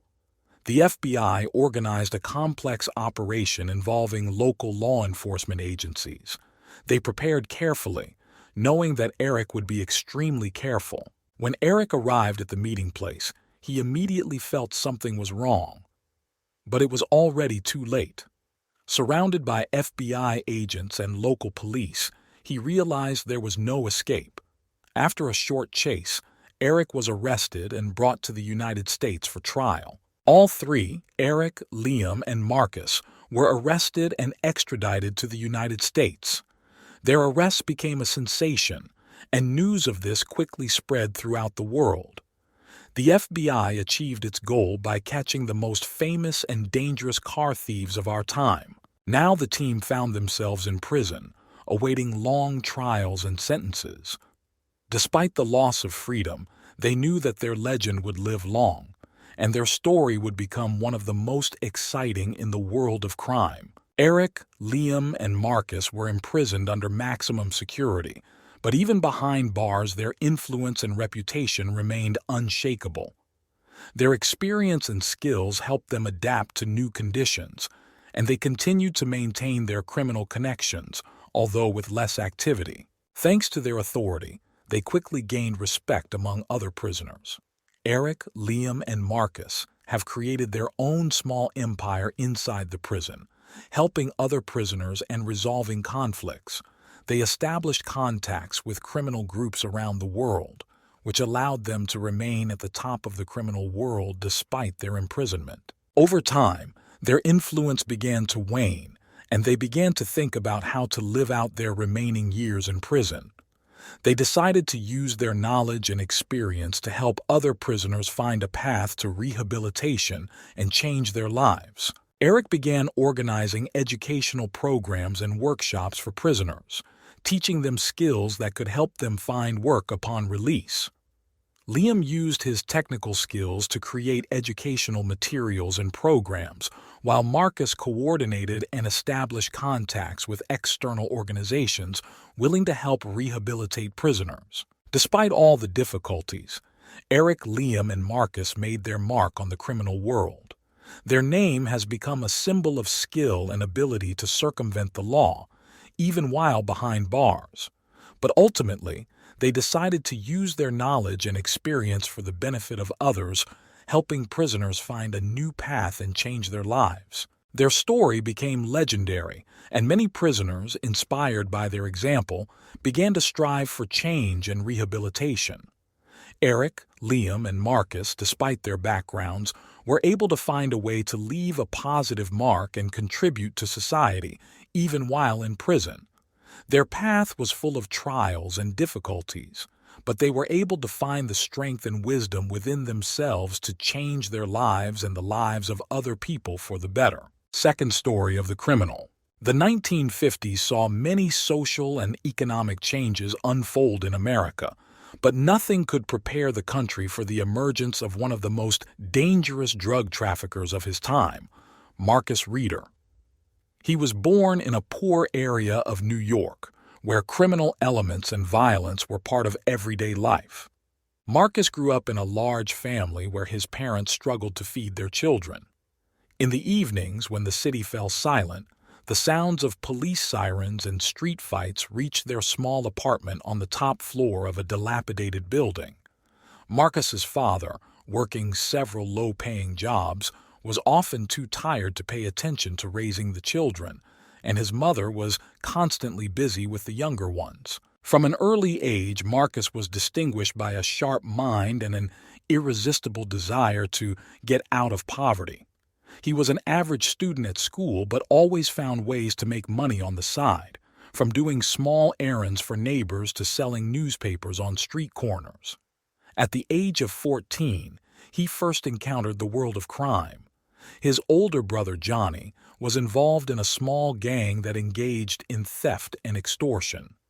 Johnny often brought friends home, and Marcus listened carefully to their stories about fast money and dangerous adventures. One day, when Johnny was not at home, one of his friends invited Marcus to take part in a small deal. Marcus agreed and helped deliver a shipment of illegal substances to a neighboring area. This experience became for him the first step on a path that in the future would turn him into one of the most famous drug traffickers in America. By the age of 18, Marcus was already known in certain circles. He learned to use weapons, strategize, and avoid the police. His ambitions grew, and he began to build his own empire, establishing connections with the Mexican and Colombian cartels. Marcus realized that in order to achieve his goals, he needed to be not only cruel but also smart, calculating his every step several moves ahead. Entering adulthood, Marcus Reeder was ready for any challenge, knowing that ahead of him was a struggle for power, money, and influence in a world where there was no place for the weak. Having joined Johnny's gang, Marcus quickly got used to the new rules and began to actively participate in their affairs. At first, his role was modest. He delivered small quantities of drugs around the city, communicated with buyers, and learned to avoid the police. But thanks to his intelligence and perseverance, he soon became one of the key figures in the gang. Marcus understood perfectly well that to achieve success, he needed not only to carry out assignments, but also to take the initiative. He began studying how other criminal groups operated, attending underground meetings and learning from more experienced drug dealers. Marcus soon offered his ideas to improve the logistics and security of their operations. His proposals were accepted with approval, and things went smoothly. The gang began selling drugs in small quantities, but every month Marcus expanded his supply network, attracting new clients. His ability to find an approach to every person and create trusting relationships made him indispensable in the world of crime. Gradually, he began to build his own network, which included small dealers working for him. Despite his growing influence and income, Marcus remained cautious. He knew that one mistake could cost him everything. Therefore, he carefully concealed his activities, using dummies and false documents. He also began investing money in legitimate businesses so that he could have cover and be able to launder the proceeds. One day, during another meeting with a potential partner, Marcus met a man named Enrico, who was associated with the Mexican cartel. Enrico was impressed with the way Marcus ran his business and offered him the opportunity to expand the business by increasing supplies and reaching a new level. Marcus knew this was the chance of his life. He agreed to Enrico's proposal, and they soon began to collaborate. Now drugs were supplied in large quantities, and profits increased manifold. But with success came new dangers. The police began to take an interest in their activities, and rival gangs began to threaten their business. Marcus had no intention of stopping. He strengthened his security, hired the best lawyers, and began to build his empire, uniting small gangs under his leadership and creating an extensive drug distribution network. His name became known in the criminal world, and every day he moved closer to his goal, to become the most powerful drug dealer in America. Marcus continued to move forward, realizing that his path would be full of trials and dangers. But he was ready for any challenge, knowing that only in this way could he reach the top and leave his mark on history. As his business expanded and his influence grew, Marcus faced increasingly serious challenges. Rival gangs became more aggressive, and attempts to force him out of the drug market became increasingly violent. But Marcus was ready for anything. He beefed up his security, bringing in mercenaries and ex-military personnel to provide security for his operations. Marcus also placed a strong emphasis on innovation in his business.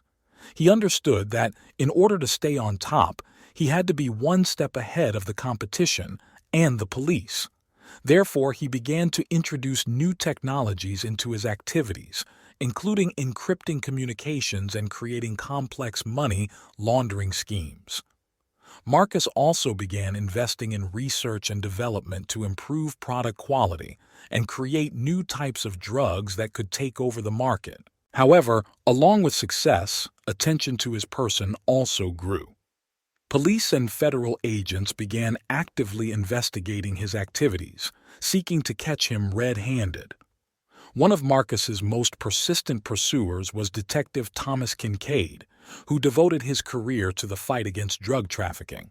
He knew that Marcus was a key figure in the criminal world and was ready to do anything to put him behind bars. Marcus knew that Kincaid was a serious opponent, so he began to take extra precautions. He moved to a more secure location, used front men to manage his operations, and tried to minimize any traces that might lead to him. At the same time, he continued to expand his business, expanding into the international market and establishing connections with cartels in South America and Europe. Despite all the difficulties, Marcus continued to develop his empire. His gang became one of the most powerful in America, controlling a significant part of the drug market. Marcus also became active in philanthropy, investing in the development of poor areas and supporting local communities. This helped him gain trust and respect among ordinary people, who saw in him not only a criminal, but also a person ready to help those in need. However, despite all his efforts, Marcus understood that his success was a double-edged sword. The higher he rose, the more enemies he had. Competitors, police officers, and even former allies could betray him at any moment, seeking to take his place. But Marcus was ready for any challenge, knowing that only willpower and the ability to calculate every step would help him survive in this cruel world. Every day his influence grew, and Marcus Reeder became an increasingly powerful and dangerous drug dealer who would stop at nothing to achieve his goal. New challenges, betrayals, and victories awaited him ahead, but he was ready to go to the end, knowing that only in this way could he preserve his empire and leave an indelible mark on history. Marcus Reeder continued to strengthen his empire, carefully expanding his influence into new territories. His network spanned not only the United States, but also other countries, including Mexico, Colombia, and several European countries.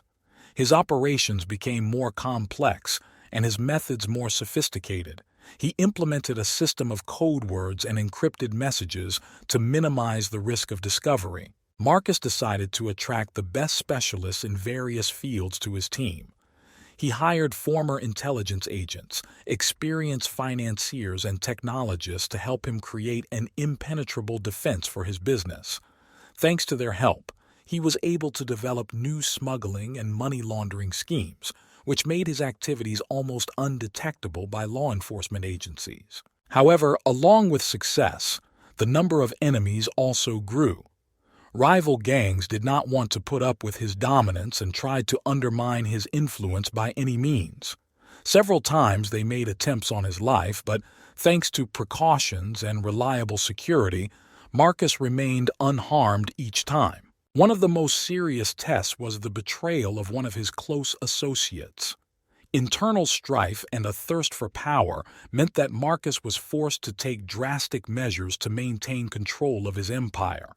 He eliminated the traitor, showing everyone that any attempts to undermine his power would be severely punished. Meanwhile, Detective Thomas Kincaid continued his efforts to catch Marcus. He collected information, conducted operations, and tried to find the weak link in the chain of his criminal empire. Kincaid understood that to succeed, he needed to find evidence that would directly indicate Marcus's participation in drug trafficking. He began recruiting informants, conducting covert operations, and trying to infiltrate Marcus's inner circle. Marcus, feeling increasing pressure from the police, decided to move to a safer place. For this purpose, he chose a villa on the coast of Mexico, where he could calmly continue to manage his affairs, remaining out of the reach of the American authorities. But even here he did not relax. His security was at the highest level and his security measures were impeccable. At the same time, Marcus decided to use his influence to expand his legal business.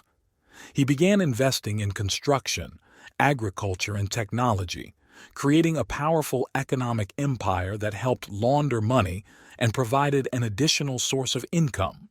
He understood that a legal business would allow him to stay afloat, even if criminal activity was threatened. Marcus continued to develop his connections with cartels and gangs around the world.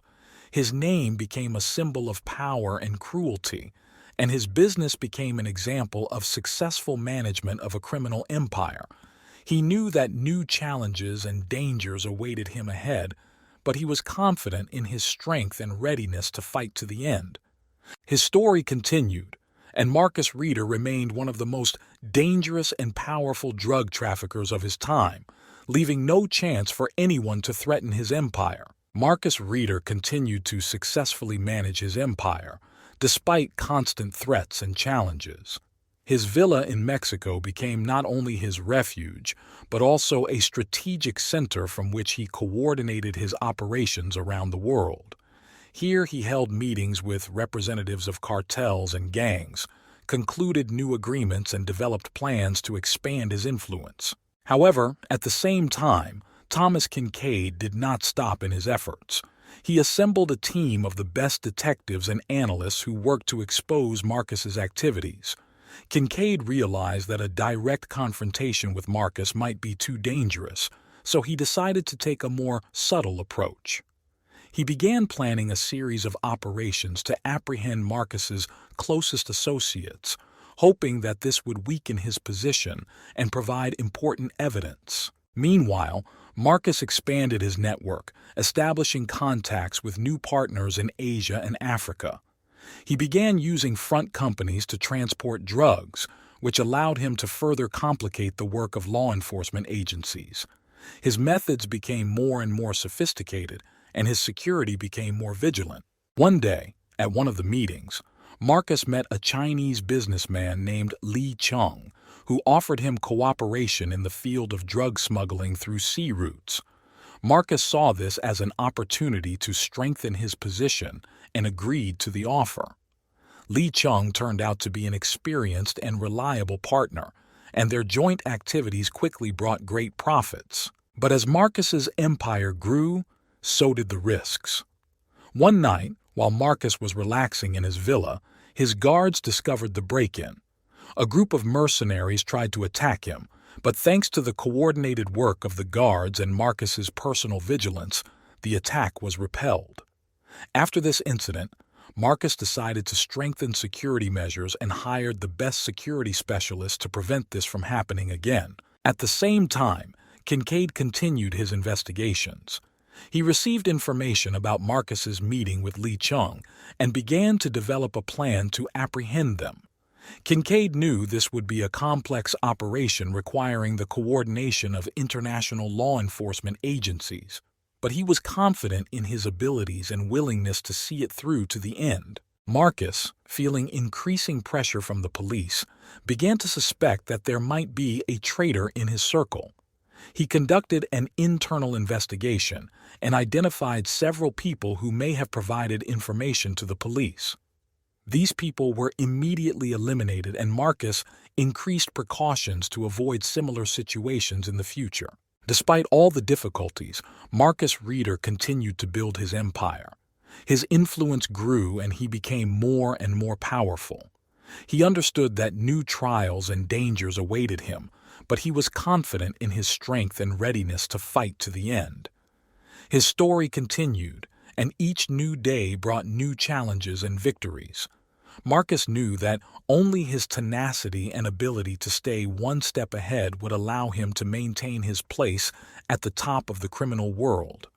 Marcus Reeder was a strategist, able to anticipate threats and opportunities, and his abilities allowed him to continually expand his business. One of his key strategies was to diversify supply areas and use new routes. He realized that controlling traditional smuggling routes had become too dangerous, so he began looking for alternative ways to deliver drugs. One such solution was the use of submarines. Marcus established contact with Russian criminal groups that possessed the necessary technology and equipment. Together with them, he organized a network of underwater routes that made it possible to transport drugs underwater, avoiding normal customs and police checks. These submarines have become real shadow transport corridors, ensuring the safety and efficiency of supplies. In addition, Marcus began to actively use aviation. He bought several old cargo planes and hired experienced pilots who could fly the risky flights. These aircraft were used to quickly deliver drugs to remote and inaccessible regions. Marcus also invested in stealth technology to minimize the likelihood of his aircraft being detected by radar. To strengthen his influence in Latin America, Marcus entered into an alliance with several large cartels. He offered them more favorable terms of cooperation, ensuring stable supplies and guaranteed sales of products. In exchange, he gained access to their infrastructure and resources. This allowed him to increase the production and distribution of drugs, which led to a significant increase in income. Marcus also began incorporating new technologies into his business. He hired a team of talented chemists and biotechnologists who worked on creating new types of drugs. These new products were more effective and had fewer side effects, making them more popular in the market. Thanks to this, Marcus was able to capture a significant market share and strengthen its position. At the same time, Marcus continued to develop his legal business. He invested in real estate, construction, technology, and agriculture. These investments allowed him to launder money and create legal sources of income. He also became involved in philanthropy, supporting local communities and funding social projects. This helped him gain trust and respect among people and create an image of a successful and benevolent businessman. But Marcus's successes did not go unnoticed. Law enforcement agencies were increasingly focused on his capture. Detective Thomas Kincaid never stopped trying to expose Marcus. He began collaborating with international agencies such as Interpol and the FBI to gather as much information as possible about Marcus's activities and connections. Kincaid organized an operation to infiltrate an undercover agent into Marcus's inner circle. This agent had to collect evidence that could help arrest Marcus and destroy his empire. The agent managed to gain the trust of some of Marcus's associates and gain access to important information. Marcus Reeder has always been known for his cruelty and ruthlessness, and these qualities have allowed him not only to survive in the brutal world of drug trafficking, but also to thrive. He understood that in this business, weakness and mercy could cost lives, so he acted without hesitation or compromise. Anyone who tried to stand in his way became his enemies and were eliminated. His toughness became especially noticeable when one of the rival gangs tried to seize part of his territory in New York. The leader of this gang, Victor King Rodriguez, organized a series of attacks on Marcus's sales outlets, hoping to force him out and take over the market. But Marcus was prepared for such a threat. He organized a retaliatory strike with such speed and force that the enemies did not have time to come to their senses. Using his network of informants, Marcus learned of Victor's plans and set up an ambush. That night, as Victor and his men prepared for another attack, a group of Marcus's mercenaries descended on them, armed to the teeth and ready for battle. Victor's gang was completely destroyed, and Victor himself was captured and taken to Marcus. Marcus was not a supporter of demonstrative reprisals, but this time he decided to make an exception. He gathered his people and arranged a trial of Victor, at which one decision was made: death. Victor was executed on the spot, and this brutal massacre became a lesson for all who dared to challenge Marcus. This show of force cemented his reputation as a ruthless leader, ready to destroy anyone who tried to stand in his way. Soon after this incident, all the other competitors realized that fighting Marcus was useless and dangerous. They chose to either cooperate with him or withdraw from his territory, leaving him in complete control. Marcus also did not spare enemies within his organization. Any attempts at betrayal or disobedience were punishable by death. One day he learned that one of his closest associates, Antonio, was secretly collaborating with the police and passing information to them. Marcus set a trap to catch the traitor in the act. Antonio was invited to the meeting under the pretext of discussing important matters, but instead he was met by Marcus's armed men. Antonio was captured and interrogated, where he confessed everything. Marcus personally carried out the sentence, showing everyone that betrayal would be punishable by death. Such cruelty gave Marcus absolute control over his organization and instilled fear in everyone around him. His men knew that any violation or attempted treason would be immediately punished, and this ensured strict discipline and loyalty. Meanwhile, Detective Thomas Kincaid continued his attempts to expose Marcus. He understood that he was confronting an extremely dangerous and ruthless enemy, so he acted with extreme caution. Kincaid began collecting evidence and building a network of informants, hoping to find a way to put Marcus behind bars. Marcus, for his part, did not relax. He continued to develop his empire, increasing security measures and expanding his operations. His toughness and determination allowed him to maintain control and eliminate any threats. New challenges and dangers awaited him ahead, but Marcus was ready for them, knowing that only ruthlessness and the ability to calculate every step would allow him to stay on top. His story continued, and each new day brought new victories and challenges. Marcus Reeder remained one of the most dangerous and influential drug dealers of his time, ready to do anything to maintain his empire and power. With each new success of Marcus Reeder, the number of his enemies grew. Drug dealers, rival gangs, and even some former allies saw him as a threat and sought to eliminate him. However, Marcus was always one step ahead, using his resources and brutality to maintain power. One day, Marcus received information that several large competitors, united by hatred of him, were preparing a conspiracy to eliminate him. These enemies gathered in a secret meeting in suburban Miami to discuss the details of the plan. The meeting was led by Jose Martinez, a drug trafficker from Colombia who had lost significant positions due to Marcus's expansion. The conspiracy also included the leaders of several Mexican and American gangs who joined forces for a common goal. Marcus decided to launch a preemptive strike. He learned the location of the meeting thanks to his numerous informants and embedded agents. With the help of his group of mercenaries and technologically advanced equipment, he organized a large-scale operation. Using drones for surveillance and analysis, he pinpointed the time and location of the attack. On the night of the meeting, when the conspirators gathered in a luxurious villa on the outskirts of Miami, Marcus put his plan into action.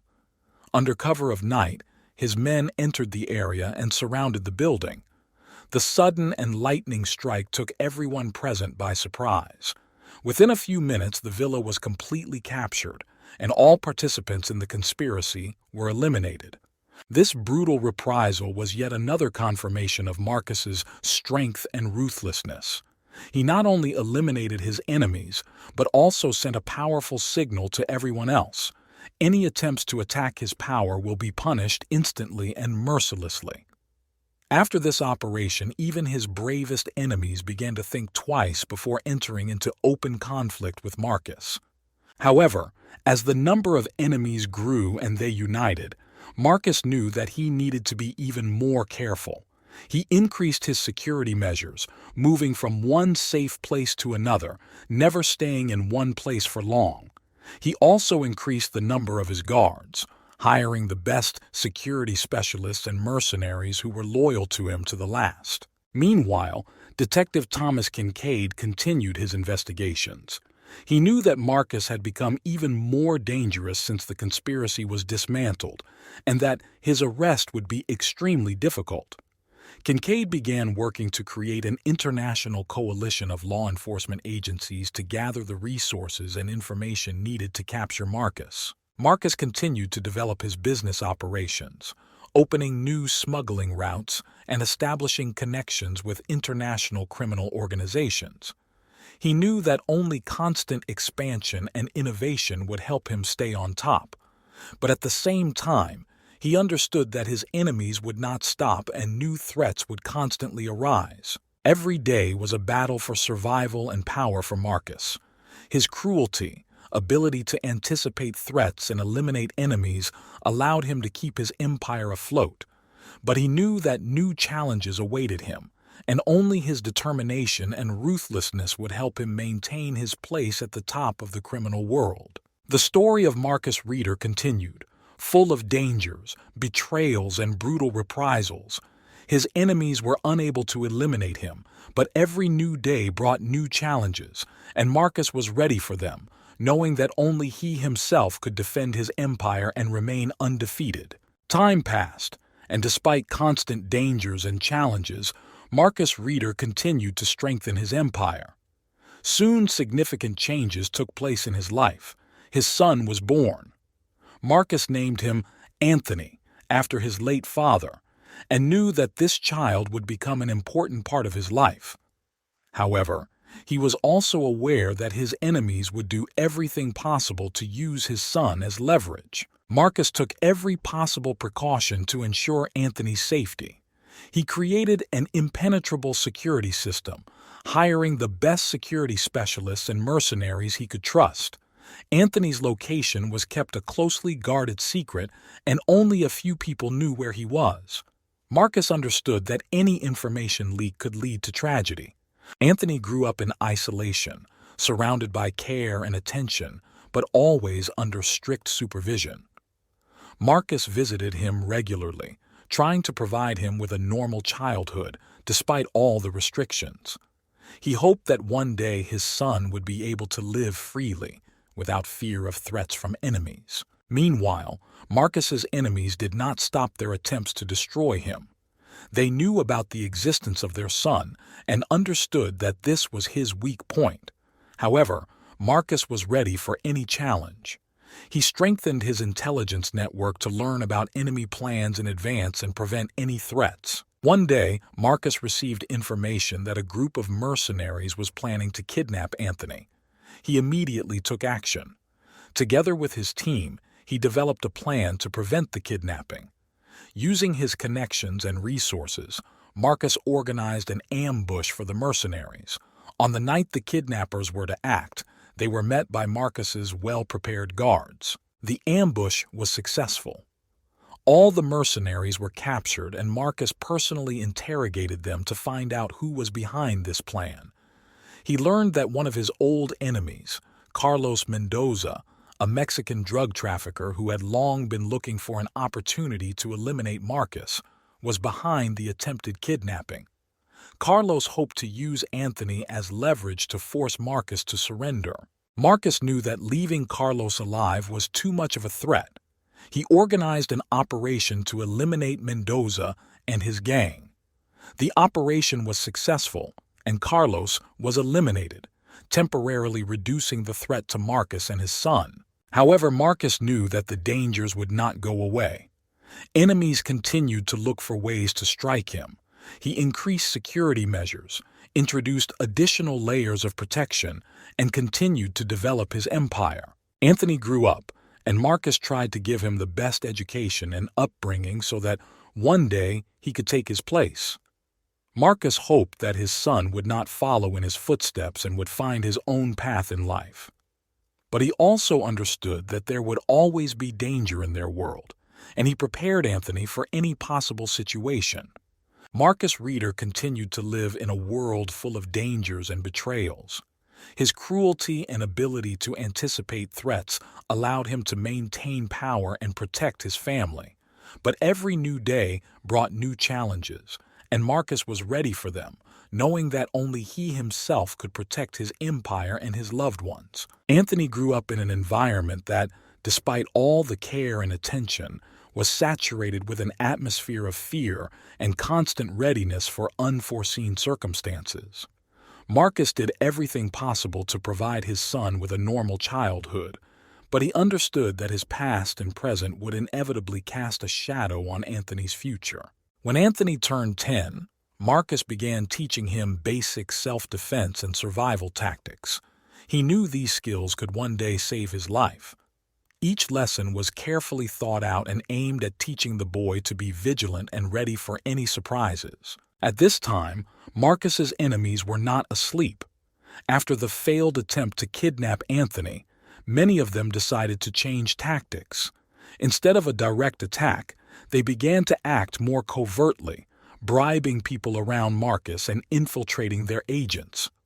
One of these agents was Peter Ramirez, who, pretending to be a loyal ally, began collecting information about Marcus's movements and plans. However, Marcus was experienced enough to notice the changes. He began to suspect Peter and decided to test his loyalty. One night, Marcus set up a fake operation in which they allegedly planned to transport a large quantity of drugs. Peter was among those who took part in this event. The plan worked perfectly. Peter tried to pass the information to his employers but was captured and exposed. Marcus personally interrogated him, using all his skills to find out who was behind this attempted betrayal. It turned out that Peter was backed by an influential criminal organization from Europe, which decided to expand its influence on the American market. Marcus realized that not only old enemies were against him, but also new players on the international stage. He decided to be proactive. Using his network of contacts, Marcus organized a series of meetings with leaders of other major cartels and gangs. He offered them an alliance against a common enemy, realizing that it would be difficult for him to cope with the new threat alone. These negotiations were not easy, but Marcus was ultimately able to convince his potential allies of the need to unite. The new alliance allowed him to strengthen his position and launch a counterattack on the European organization. Operations were carried out to eliminate key figures and destroy their infrastructure. Marcus understood that the constant presence of the threat required even more stringent measures. He began to strengthen his personal security by introducing advanced technologies and attracting security specialists from different countries. He also made the decision to increase distance between himself and his family to minimize the risks to Anthony. With each new day, Marcus continued to fight for his survival and the preservation of his empire. He understood that his path was full of dangers and betrayals, but he was ready for anything. His cruelty and ruthlessness became an integral part of his strategy, allowing him to maintain control and eliminate any threats. Marcus Reeder continued to build his empire while facing new challenges and enemies. His determination and ability to anticipate dangers helped him maintain power and protect his loved ones. Anthony grew up knowing that his father was a man who would do anything to protect his family and his legacy. The political scene was no less dangerous than the criminal one.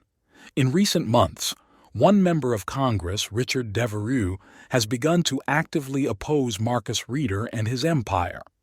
Devereux conducted public investigations, demanded stronger measures against drug trafficking, and persistently stated the need to destroy Marcus's criminal network. These statements attracted the attention of the media and the public, creating pressure on law enforcement agencies. Marcus realized that if this threat was not eliminated, his empire could be under attack. He decided to hire a hitman to get rid of Devereaux. After much deliberation and consultation with his closest associates, he chose a man named Ivan Krylov, known in criminal circles as the Shadow. Ivan was a former Special Forces soldier from Russia who, after his service, began working for various criminal leaders around the world. His professionalism and ability to remain undetected made him the ideal candidate for this mission. Marcus organized a secret meeting with Ivan in one of his hideouts on the outskirts of the city. He explained the task to the killer, emphasizing the importance and urgency of the mission. Ivan nodded coldly, accepted the order, and began to prepare for the operation. He carefully studied Devereaux's schedule and habits, developing a plan for elimination. The day for the execution of the plan was carefully chosen. Devereaux was going to speak at a large public event in the city center, where he was supposed to raise the issue of combating drug trafficking. Ivan knew that the deputy's security would be strengthened, so he decided to act as secretly as possible. On the eve of the performance, Ivan quietly entered the building where the event was to take place. He installed several hidden cameras and sensors to monitor the movements of the guards and find vulnerabilities in the security system. When the day of the performance arrived, Ivan was ready. During Devereaux's speech, Ivan activated his devices. Using the information received, he quietly made his way into the area where the deputy was located. Ivan chose the moment when Devereaux was finishing his speech and was about to leave the stage. Secretly approaching him, Ivan took out a pistol with a silencer and fired several accurate shots, killing Devereaux on the spot. The crowd, gripped by panic, began to scatter. The guards tried to find the attacker, but Ivan had already disappeared. He prepared several escape routes in advance and used his skills to disappear without a trace. Marcus received the mission completion message, and a grim smile lit up his face. Devereaux's death caused a great stir in the community. The media and politicians actively discussed this event, putting forward various versions and suspicions. But despite their best efforts, law enforcement could not find any evidence linking the murder to Marcus. Marcus Reader understood that victory in this battle was temporary. His enemies were not going to stop, and every new day brought new threats. But he was ready for anything, knowing that his determination and willingness to go to the end would help him preserve his empire and protect his loved ones. After successfully eliminating Richard Devereaux, Marcus Reader became even more cautious. He understood that despite the temporary lull, his enemies would not give up trying to overthrow him. However, his brutality and determination have strengthened his position in the criminal underworld, instilling fear and respect among allies and enemies. Anthony grew up, and Marcus continued to invest in his education and safety. He knew that one day his son might be the center of attention of his enemies, so he did everything possible to prepare him for this. From time to time, Marcus told Anthony about his past, hoping that these stories would help him understand and avoid the mistakes that Marcus himself had made. Meanwhile, Detective Thomas Kincaid did not give up. He continued his investigations, attracting the best analysts and operatives to the case. Kincaid knew that Devereaux's murder was the work of Marcus, but he did not have enough evidence to bring charges. However, he was determined to expose Reader's criminal empire. One day, Marcus received information that one of his old enemies, Carlos Mendoza, was organizing a new attack. Mendoza, who miraculously survived his previous encounters with Marcus, entered into an alliance with several European and South American drug cartels. They were planning a large-scale operation to destroy Marcus's empire and take over his territories. Marcus decided to launch a preemptive strike. He assembled a team of the best mercenaries and developed a plan to attack Mendoza's headquarters. The operation had to be lightning fast and merciless in order to show everyone that any attempts to attack his power would be severely punished. On the night of the operation, Marcus personally led the group. They entered Mendoza's compound using pre-installed tracking devices and breached the security system. The sudden and powerful blow took everyone present by surprise. The battle was short but bloody. Mendoza was killed and his allies suffered significant losses. This operation not only eliminated a serious threat, but also showed everyone else that Marcus Reeder was a force not to be trifled with. His cruelty and willingness to go to the end strengthened his reputation and allowed him to maintain power. However, despite his success, Marcus felt the net tightening around him. Enemies became more and more resourceful, and law enforcement agencies became more persistent. He decided to implement new security measures and move his operations to a higher level of stealth. Marcus began using the latest technology to encrypt his communications and manage his affairs. It has also begun to actively innovate in the field of logistics and drug transportation, using unmanned aerial vehicles and underwater drones. These technologies allowed him to avoid normal routes and minimize the risk of interception. Meanwhile, Detective Kincaid received an unexpected ally, Interpol agent Anna Markova, who specializes in the fight against international organized crime. Anna brought a new perspective and methods to the investigation, which allowed her to gather more information about Marcus's activities and connections. Together, they began to develop a plan to capture Reeder, using accumulated data and attracting international resources. Marcus continued to develop his empire, facing new challenges and dangers. He knew that new challenges awaited him, but he was confident in his strength and readiness to fight to the end. His determination and ability to anticipate threats helped him maintain power and protect his loved ones. Every day, Marcus Reeder's life became more difficult and dangerous. Despite all efforts to strengthen their empire, enemies found new ways to strike. But Marcus never lost his vigilance and was ready for any surprises. One evening, while Marcus was holding a meeting with key members of his organization, some disturbing news arrived. One of his main drug laboratories, deep in the jungles of Colombia, was attacked. This was not just an attack by competitors.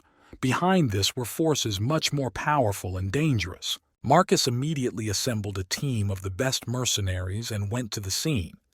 He knew that time was against him, and every minute of delay could cost him millions of dollars and many lives. Arriving at the scene, Marcus saw destruction and chaos.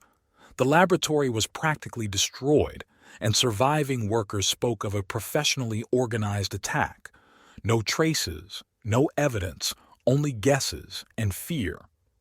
Marcus realized that behind this was someone from his inner circle who was able to transmit information to the enemy. Marcus knew that the most important thing now was to find the traitor. He decided to act more cunningly and organized false information about a major deal that was supposedly supposed to take place in one of his warehouses. The information was shared only with the most trusted people in order to lure the traitor out. Soon Marcus received confirmation of his suspicions.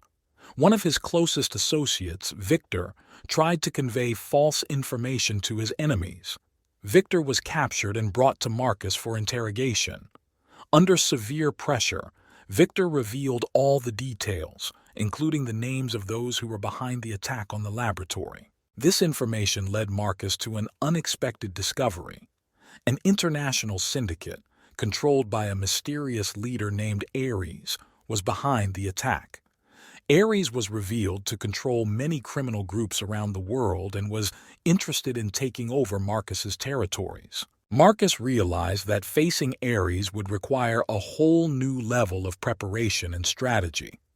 He decided to join forces with other powerful players in the criminal world to confront the new threat.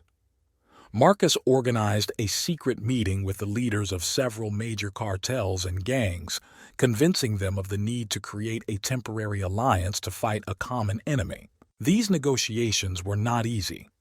Each of the leaders wanted to maintain their independence and influence, but Marcus, using his eloquence and tactical thinking, managed to convince them that unification was the only way to survive and win. Meanwhile, Ares continued his attacks, trying to undermine Marcus's position. But now, Marcus was ready. His allies launched a counterattack, carrying out operations to eliminate key members of the syndicate and destroy their infrastructure. Every battle was bloody and brutal, but Marcus and his men did not give up. In one such battle, Marcus personally led a group of mercenaries to eliminate one of Ares's top lieutenants. The battle took place in an abandoned warehouse on the outskirts of the city. Marcus used all his wits and experience to bypass the traps and eliminate the target. It was a victory that strengthened his position and instilled fear in his enemies. However, despite his successes, Marcus knew that the real battle was just beginning. Ares was a smart and cunning opponent who would stop at nothing. Marcus decided to use all his resources to find out more about the enemy and find his weaknesses. The story of Marcus Reader became more and more complicated and dangerous. Each new day brought new trials and challenges, but Marcus was ready for them. His determination, cruelty, and ability to anticipate dangers helped him maintain power and protect his loved ones. New battles and unexpected turns awaited him ahead, but Marcus was not going to retreat. He knew that this was the only way he could preserve his empire and emerge victorious in this endless confrontation. Every day the confrontation between Marcus Reader and Ares became more and more fierce. Ares continued to attack, hoping to break Marcus and take over his territory. But Marcus was no less persistent. He understood that he needed to act cunningly and prudently in order not only to survive, but also to destroy the enemy. One day, Marcus received unexpected information from one of his informants. It turned out that Ares was preparing for a major operation in Europe, the purpose of which was to destroy several key facilities associated with Marcus's business. This information allowed Marcus not only to prepare for defense, but also to develop a counteroffensive plan. Marcus gathered his most trusted men and proposed a daring operation. Simultaneously, attacked several of Ares's hideouts, dissecting his forces and creating chaos in his ranks. The plan was risky, but Marcus knew that this could be the decisive blow. The operation began on a night with no moon. Marcus's teams, heavily armed and with detailed information on the location of their targets, launched an attack. Fierce fighting took place in each of the battlefields, but thanks to carefully laid plans and the element of surprise, Marcus's forces won victories one after another. At the same time, in one of the European cities, Marcus personally led a group aimed at destroying the main headquarters, Ares. It was an abandoned building on the outskirts of the city, converted into a fortress with many traps and defense systems. But Marcus was ready. Using his skills and experience, he and his men made their way inside, eliminating the guards and avoiding traps. Finally, they reached the main hall, where Ares and his closest associates were. A fierce firefight began. Marcus personally confronted Ares, realizing that this might be his only chance to end his enemy once and for all. The battle was brutal and long, but in the end Marcus gained the upper hand. Ares was defeated and his organization began to disintegrate. This victory strengthened Marcus's position and allowed him to re-establish himself as one of the most powerful drug traffickers in the world. But he knew that the war was not over yet. His enemies will look for new ways to strike, and he must be prepared for any eventuality. Meanwhile, Detective Thomas Kincaid and Agent Anna Markova did not stop their attempts to expose Marcus. They began to collect information about his new allies and developments, realizing that every day of inaction only strengthens his position. Marcus, knowing about the persecution by law enforcement agencies, decided to take another daring adventure. He began to actively invest in technology and the development of new methods of secrecy and protection. His arsenal now includes unmanned aerial vehicles capable of transporting cargo and underwater drones for covertly transporting drugs. One day, Marcus learned about a large batch of new synthetic drugs that Ares planned to bring to the market before his death. Marcus decided to intercept this shipment and use it to strengthen his position. He developed a plan to seize the cargo, using his best people and using the latest technology. The interception operation was successful. Marcus gained access to new synthetic drugs that proved incredibly popular on the market. This allowed him not only to increase his income, but also to strengthen his ties with international cartels. However, despite his success, Marcus understood that he needed to constantly be one step ahead. He continued to grow his empire by introducing innovations and increasing security measures. He knew that enemies did not sleep, and every new day brought new challenges and threats. The story of Marcus Reader continued, full of unexpected twists and dangers. New battles and betrayals awaited him ahead, but Marcus was ready for them. His determination, cruelty, and ability to anticipate threats helped him maintain power and protect his loved ones. In a world ruled by cruelty and ruthlessness, Marcus remained one of the most dangerous and influential players, ready to do anything for his goal. After destroying Ares and strengthening his position, Marcus Reader decided to use his influence and resources to expand his empire into new, previously untapped territories. He knew that to do this he needed to not only promote drugs, but also infiltrate legal structures, providing himself with a stable cover and additional sources of income. One day, one of his advisors proposed a plan to seize control of a large international trading company supplying goods around the world. This company could be an ideal front for drug trafficking and money laundering. Marcus saw this as a huge opportunity and decided to take action. Global Trade Corp was known for its strict safety standards and careful monitoring, but Marcus was not going to back down. He began by inserting his people into key positions within the company, gradually gaining trust and influence. He then staged several staged incidents to discredit the company's management and create the conditions for his removal. However, Marcus understood that internal action alone would not be enough. He hired a group of hackers to break into the company's security systems and obtain compromising information about senior management. This information was used to blackmail and pressure key individuals into resigning to make way for Marcus's men.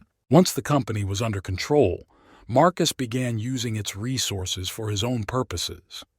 False accounts and shell companies were created through which drugs flowed and huge amounts of money were laundered. But that was only the beginning. Meanwhile, Detective Thomas Kincaid and Agent Anna Markova wasted no time. They learned about the takeover of Global Trade Corp and began an investigation, suspecting that Marcus was behind it. They managed to establish surveillance of key figures in the company and collected some evidence of illegal activities. Marcus, aware of the investigation, decided to launch a preemptive strike. He learned that Kincaid and Markova were planning a major operation to seize one of his warehouses. Marcus decided to set a trap for them. He set up a fake warehouse with minimal security where a large quantity of drugs was supposedly stored. When law enforcement broke into the warehouse, they were in for an unpleasant surprise. Instead of drugs, they found fake documents and fake evidence that pointed in completely different directions. While Kincaid and his team tried to figure out what was happening, Marcus's men carried out several operations to eliminate key informants and agents working against him. This operation allowed Marcus to gain time and strengthen his position. He understood that law enforcement agencies would not stop, but he was ready for any challenge. He continued to develop his businesses, introduce new technologies, and strengthen security measures. However, the real challenge for Marcus was the emergence of a new player on the criminal scene, a mysterious organization called Phoenix.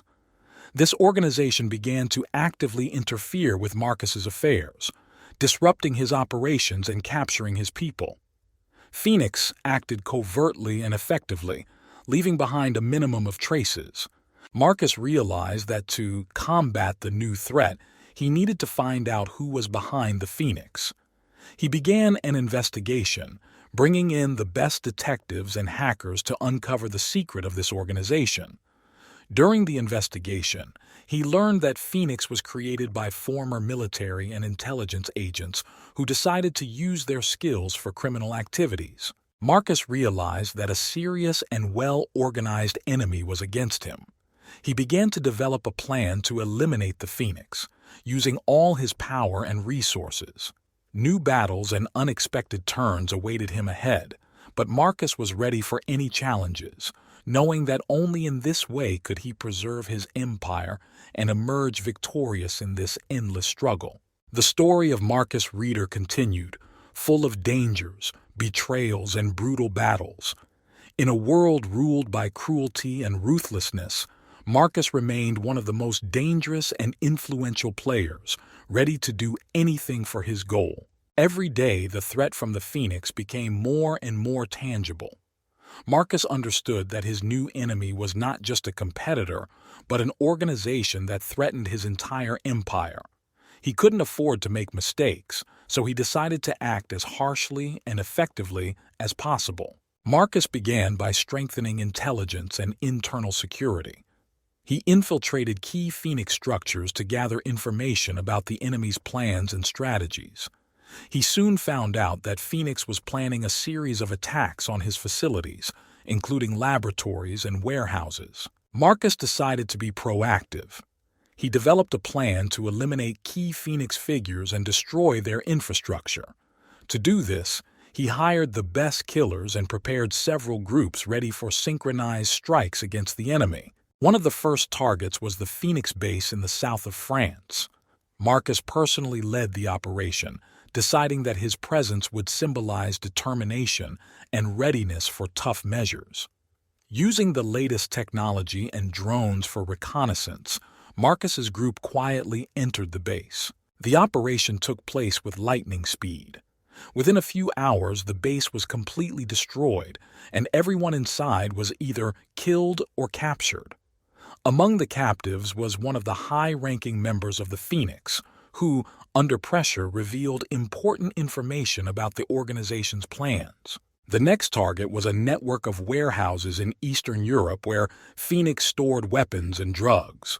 Marcus organized an attack from several sides, using air and ground forces. These warehouses were vital to Phoenix, and their loss greatly weakened the organization. However, Marcus knew that the most important figures in Phoenix were in the United States. He began to develop a plan to eliminate them, realizing that this would be the most difficult part of the operation. At this point, he received unexpected help from an old ally, Diego Salazar, the leader of one of the Mexican cartels. Diego also suffered from the actions of the Phoenix and was ready to cooperate. Marcus and Diego joined forces, organizing joint operations against the Phoenix. They began by eliminating several key Phoenix agents in Los Angeles and New York. Each operation was carefully planned and carried out flawlessly, allowing them to avoid serious losses and cause maximum harm to the enemy. Meanwhile, Detective Thomas Kincaid and Agent Anna Markova continued their investigation. They learned about Marcus's collaboration with Diego and began collecting evidence to prepare a large-scale operation against them. They managed to find several weak points in the security system of Marcus and his allies, which gave hope for success. Marcus knew that the fight against Phoenix was not over yet. He has strengthened security measures, increasing the number of guards and introducing new technologies to protect his facilities. He also began working on creating a network of informants within Phoenix to keep abreast of their plans and prepare in advance for new attacks. One day, Marcus received information about a major meeting of Phoenix leaders in Miami. This was a unique opportunity to strike a decisive blow. Marcus gathered his best people and developed a plan to eliminate everyone present at the meeting. He knew that this blow could change the course of the war and finally destroy the Phoenix. The night of the operation arrived.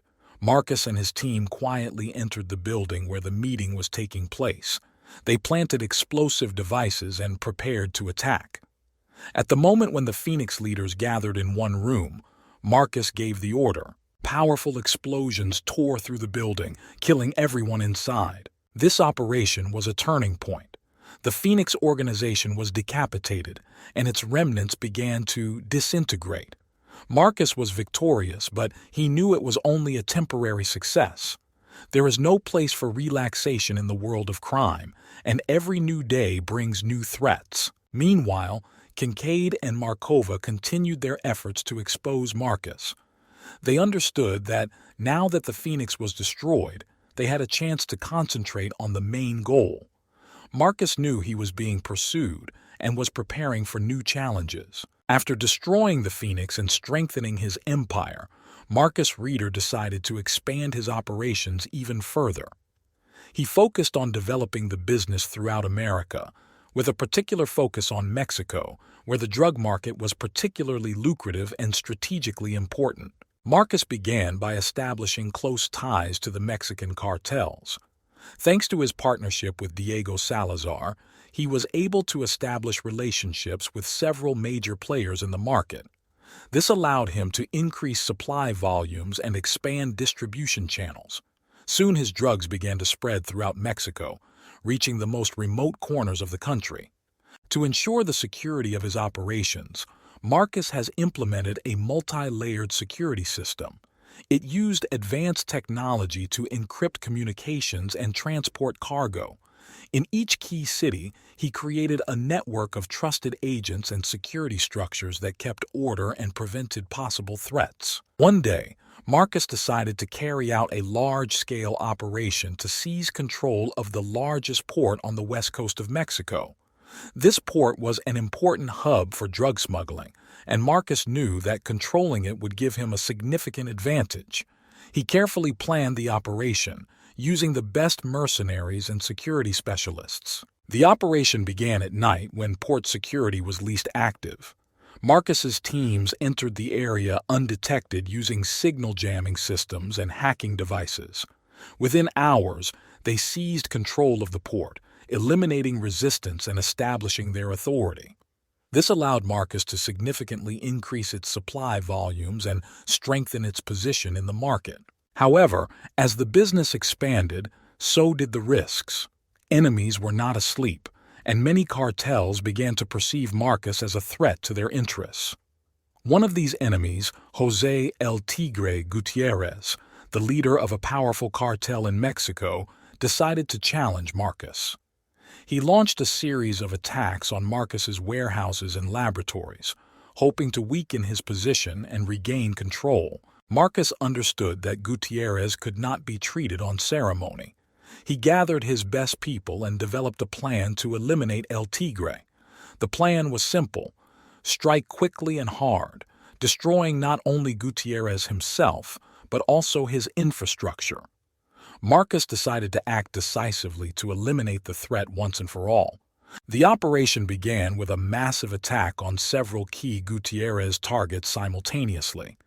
Unmanned aerial vehicles were used for reconnaissance and targeted strikes, which minimized losses among their people.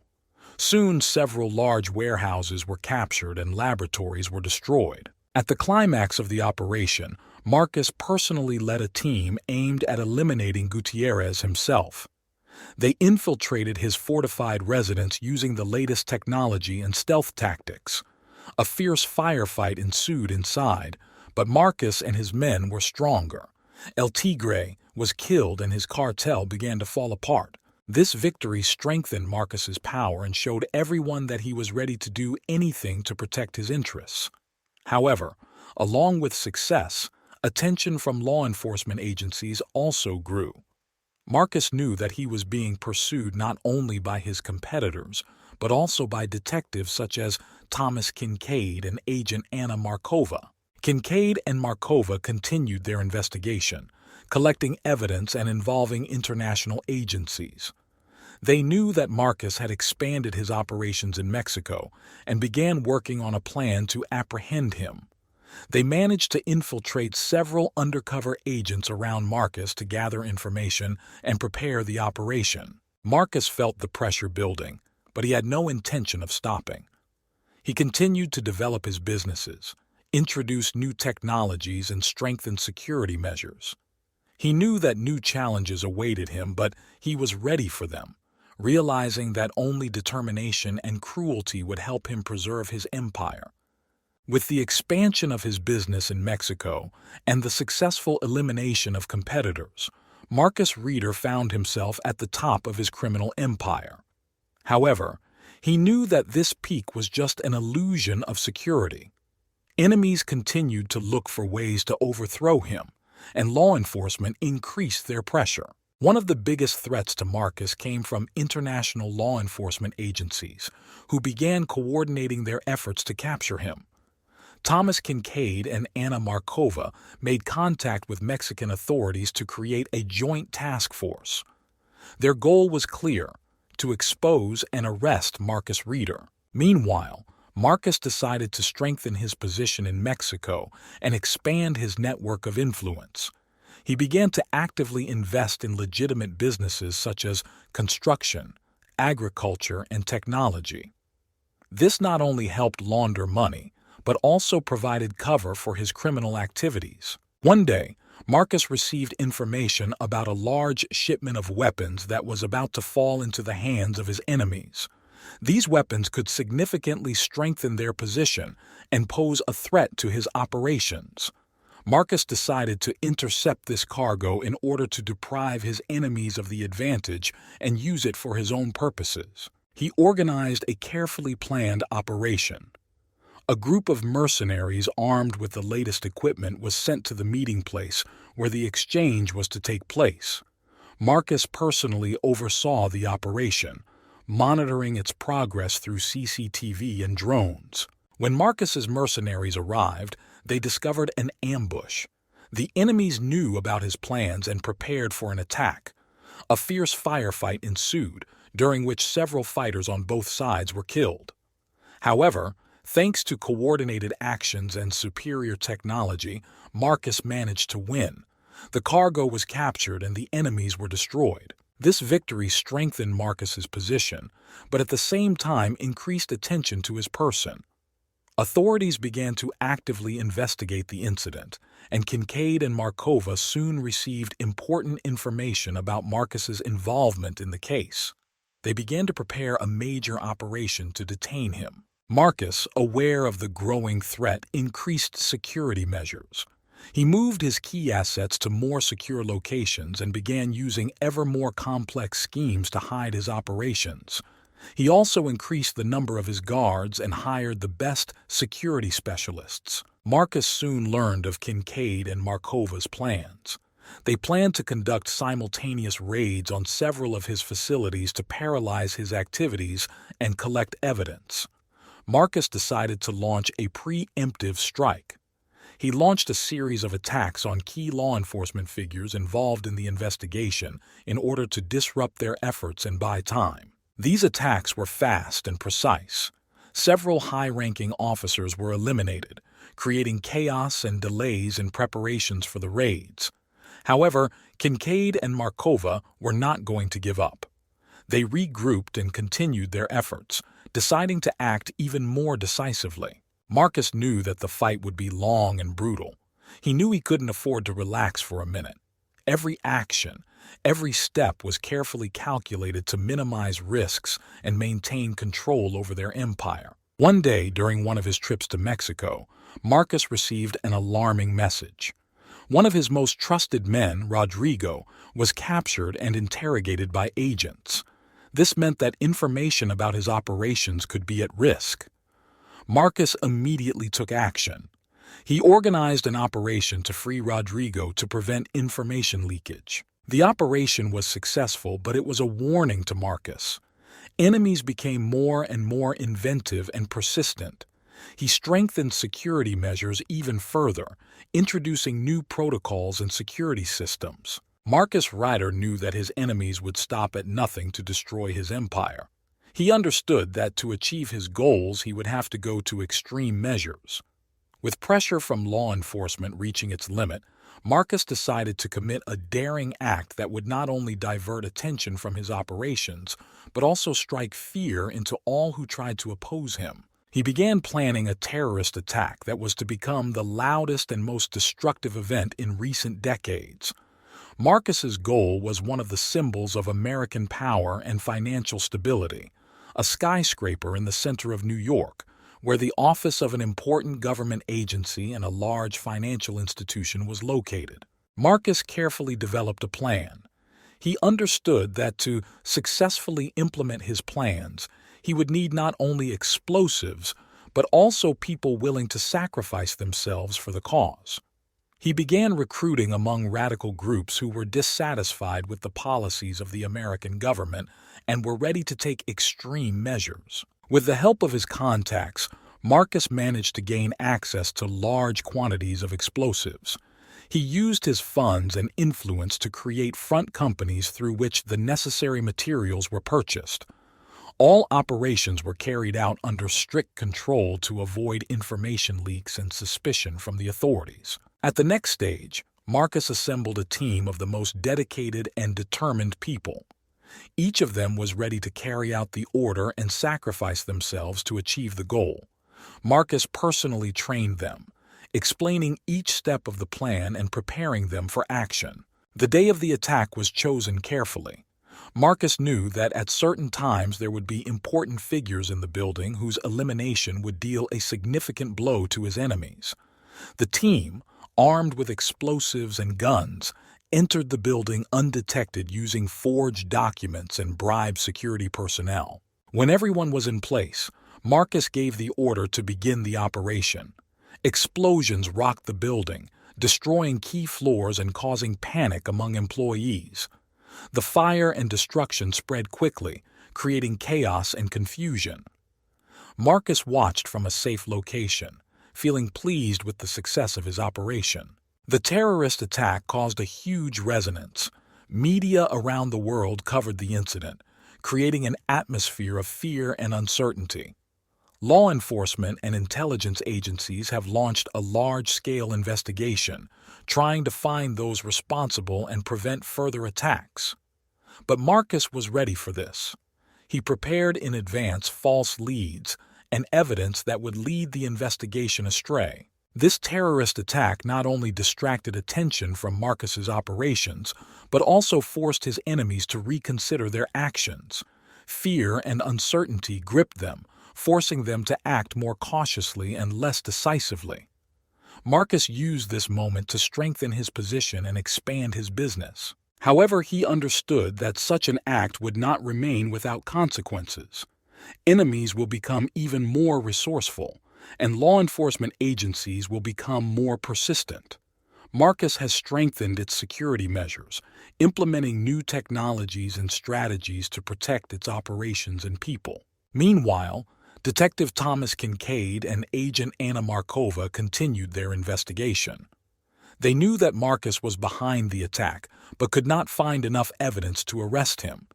They intensified their efforts, gathering information and trying to expose him. Marcus Reeder knew that his enemies would stop at nothing to destroy his empire. He understood that to achieve his goals, he would have to go to extreme measures. With pressure from law enforcement reaching its limit, Marcus decided to commit a daring act that would not only divert attention from his operations, but also strike fear into all who tried to oppose him. He began planning a terrorist attack, which was supposed to be the loudest and most destructive event in recent decades. Marcus's goal was one of the symbols of American power and financial stability, a skyscraper in the center of New York, where the office of an important government agency and a large financial institution was located. Marcus carefully developed a plan. He understood that to successfully implement his plans, he would need not only explosives, but also people willing to sacrifice themselves for the cause. He began recruiting among radical groups who were dissatisfied with the policies of the American government and were ready to take extreme measures. With the help of his contacts, Marcus managed to gain access to large quantities of explosives. He used his funds and influence to create front companies through which the necessary materials were purchased. All operations were carried out under strict control to avoid information leaks and suspicion from the authorities. At the next stage, Marcus assembled a team of the most dedicated and determined people. Each of them was ready to carry out the order and sacrifice themselves to achieve the goal. Marcus personally trained them, explaining each step of the plan and preparing them for action. The day of the attack was chosen carefully. Marcus knew that at certain times there would be important figures in the building whose elimination would deal a significant blow to his enemies. The team, armed with explosives and guns, entered the building undetected using forged documents and bribed security personnel. When everyone was in place, Marcus gave the order to begin the operation. Explosions rocked the building, destroying key floors and causing panic among employees. The fire and destruction spread quickly, creating chaos and confusion. Marcus watched from a safe location, feeling pleased with the success of his operation. The terrorist attack caused a huge resonance.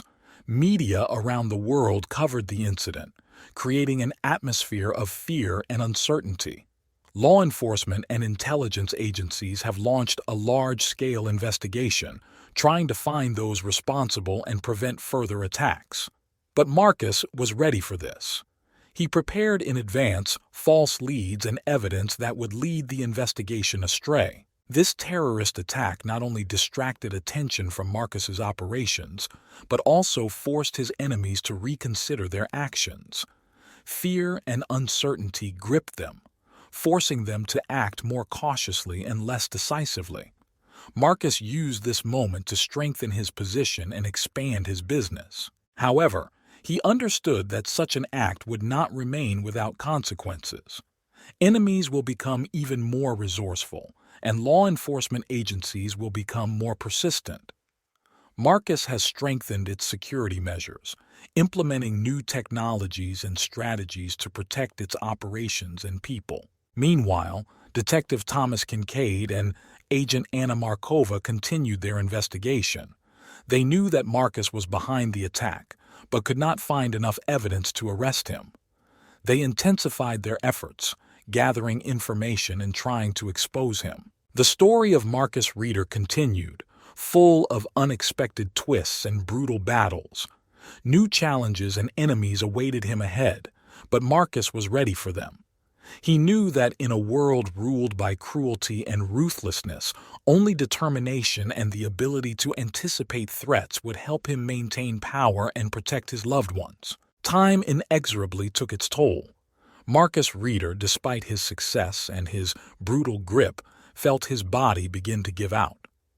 At first, these were minor ailments, which he attributed to the stress and strain of running an empire. But soon the symptoms became more severe. Doctors made a disappointing diagnosis, an incurable disease that was slowly but surely taking his life. Marcus knew he didn't have much time left. He decided that he could not afford to leave without preparing his people and securing the future of his empire. He knew that after his death, enemies would try to destroy everything he had built, and that his loved ones might be under attack.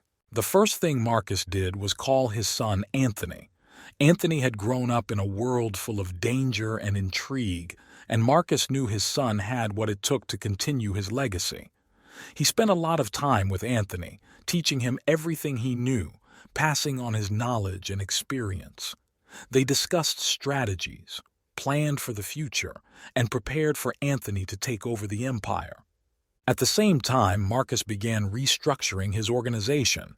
He created a board of his most trusted and loyal people, each of whom was responsible for a specific area of the business. Marcus wanted the empire to continue to operate as a coherent machine after he left, regardless of one person. Marcus also began to actively collaborate with other criminal leaders, offering alliances and partnerships. He understood that combining forces would make his empire stronger and more resistant to external threats. These alliances helped strengthen the position of Marcus and his men, creating a more powerful and secure network. Despite his illness, Marcus did not stop fighting his enemies. He knew that weakness could be an invitation to attack, and he did everything he could to show his strength. Every action, every operation was carefully thought out and implemented with maximum efficiency. One day, Marcus received information about a major operation being prepared by his enemies. They were planning to strike several key targets of his empire, hoping to disorganize his people and seize control. Marcus, despite his condition, personally took it upon himself to develop a plan for a counterattack. He arranged a meeting with key figures in his organization and explained the situation to them. Together, they developed a plan that called for preemptive strikes against enemies using the elements of surprise and deception. The plan was risky, but Marcus had faith in his men and their ability to complete the task. On the night of the operation, Marcus's teams began to act. They attacked enemy bases and hideouts, eliminating their key leaders and destroying infrastructure. The operation was successful, and the enemies suffered significant losses, which discouraged them from attacking for a long time. However, Marcus knew that his time was coming to an end. He gathered his men and announced his decision to hand over control to Anthony. It was a difficult decision, but Marcus believed his son could handle it. Anthony took charge with confidence and determination, understanding the responsibility that fell on his shoulders. In the last days of his life, Marcus spent time with his family and close associates. He knew that he had done everything possible to protect his empire and his loved ones. Despite all the cruelties and crimes, he believed that his legacy would continue and his work would live on. Marcus Reeder died, leaving behind a powerful criminal empire and a son ready to continue his path. Marcus's story did not end with his death. Anthony Reeder took control, preparing for new challenges and battles. In a world ruled by cruelty and ruthlessness, a new chapter of the Reeder's story has just begun, full of dangers, betrayals, and unexpected turns. Anthony Reeder took over his father's empire with confidence and determination. He knew that numerous trials and enemies awaited him ahead, ready to take advantage of any of his weaknesses. In the first months of his reign, he continued to strengthen his position and improve relations with his allies. However, despite all efforts, Marcus's enemies did not forget the grudge and were ready to do anything to destroy the heir. Among these enemies was David Alvarez, the leader of one of the largest drug cartels in Mexico, who always believed that Marcus had stolen a significant portion of his business. Alvarez was defeated in the fight against Marcus, but with his death he saw a chance to regain power and influence. He knew that Anthony, although talented, still did not have the experience and cruelty of his father. Alvarez decided to act cunningly. He began spreading rumors about his impending alliance with Anthony in order to mislead him into a false sense of security. He sent his trusted man, Rafael, to New York for negotiations. Rafael, using all his manipulation skills, managed to gain Anthony's trust and offered cooperation in exchange for pooling resources. Anthony, although cautious, believed that an alliance with Alvarez could be beneficial. He agreed to a meeting to discuss the terms of cooperation. The meeting was scheduled at a luxury hotel on the coast of Mexico. Anthony decided to attend in person to show his seriousness and respect for his new partner. On the day of the meeting, Anthony's security was beefed up and all security measures were followed. But Alvarez was ready for this. He bribed several hotel employees beforehand and set up an ambush. When Anthony arrived for the meeting, everything seemed normal.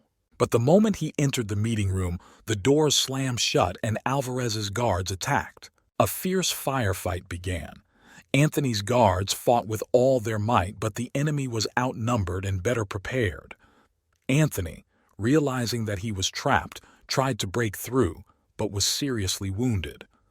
When the situation became desperate, Anthony tried to contact reinforcements, but the signal was jammed. Rafael, enjoying the moment, walked up to the wounded Anthony and, looking into his eyes, said, "Your father was great, but he left too many enemies behind him. Now his legacy will be destroyed. Anthony, bleeding, tried to resist to the last, but his strength left him. In a last desperate act, he grabbed a gun and shot Raphael, killing him on the spot. But it was already too late. Alvarez and his men gained the upper hand.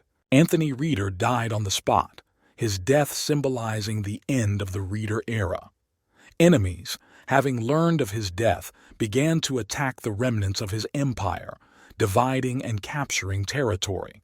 The allies who supported Marcus and Anthony began to look for new ways to maintain their positions. The story of Marcus and Anthony Reeder ended tragically. An empire built on blood and cruelty collapsed under the onslaught of enemies.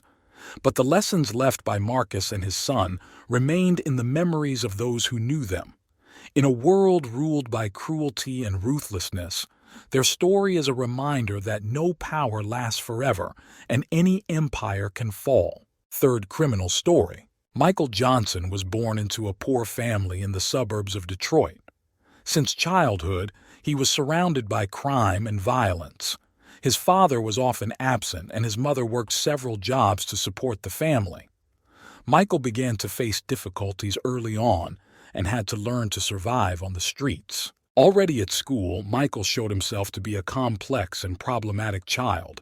He often got into fights and clashed with teachers. Despite his talents in sports and academics, his irrepressible nature and penchant for violence drove many people away from him. Michael was caught by the police more than once for minor offenses, but each time he managed to avoid serious consequences. As a teenager, Michael joined a street gang.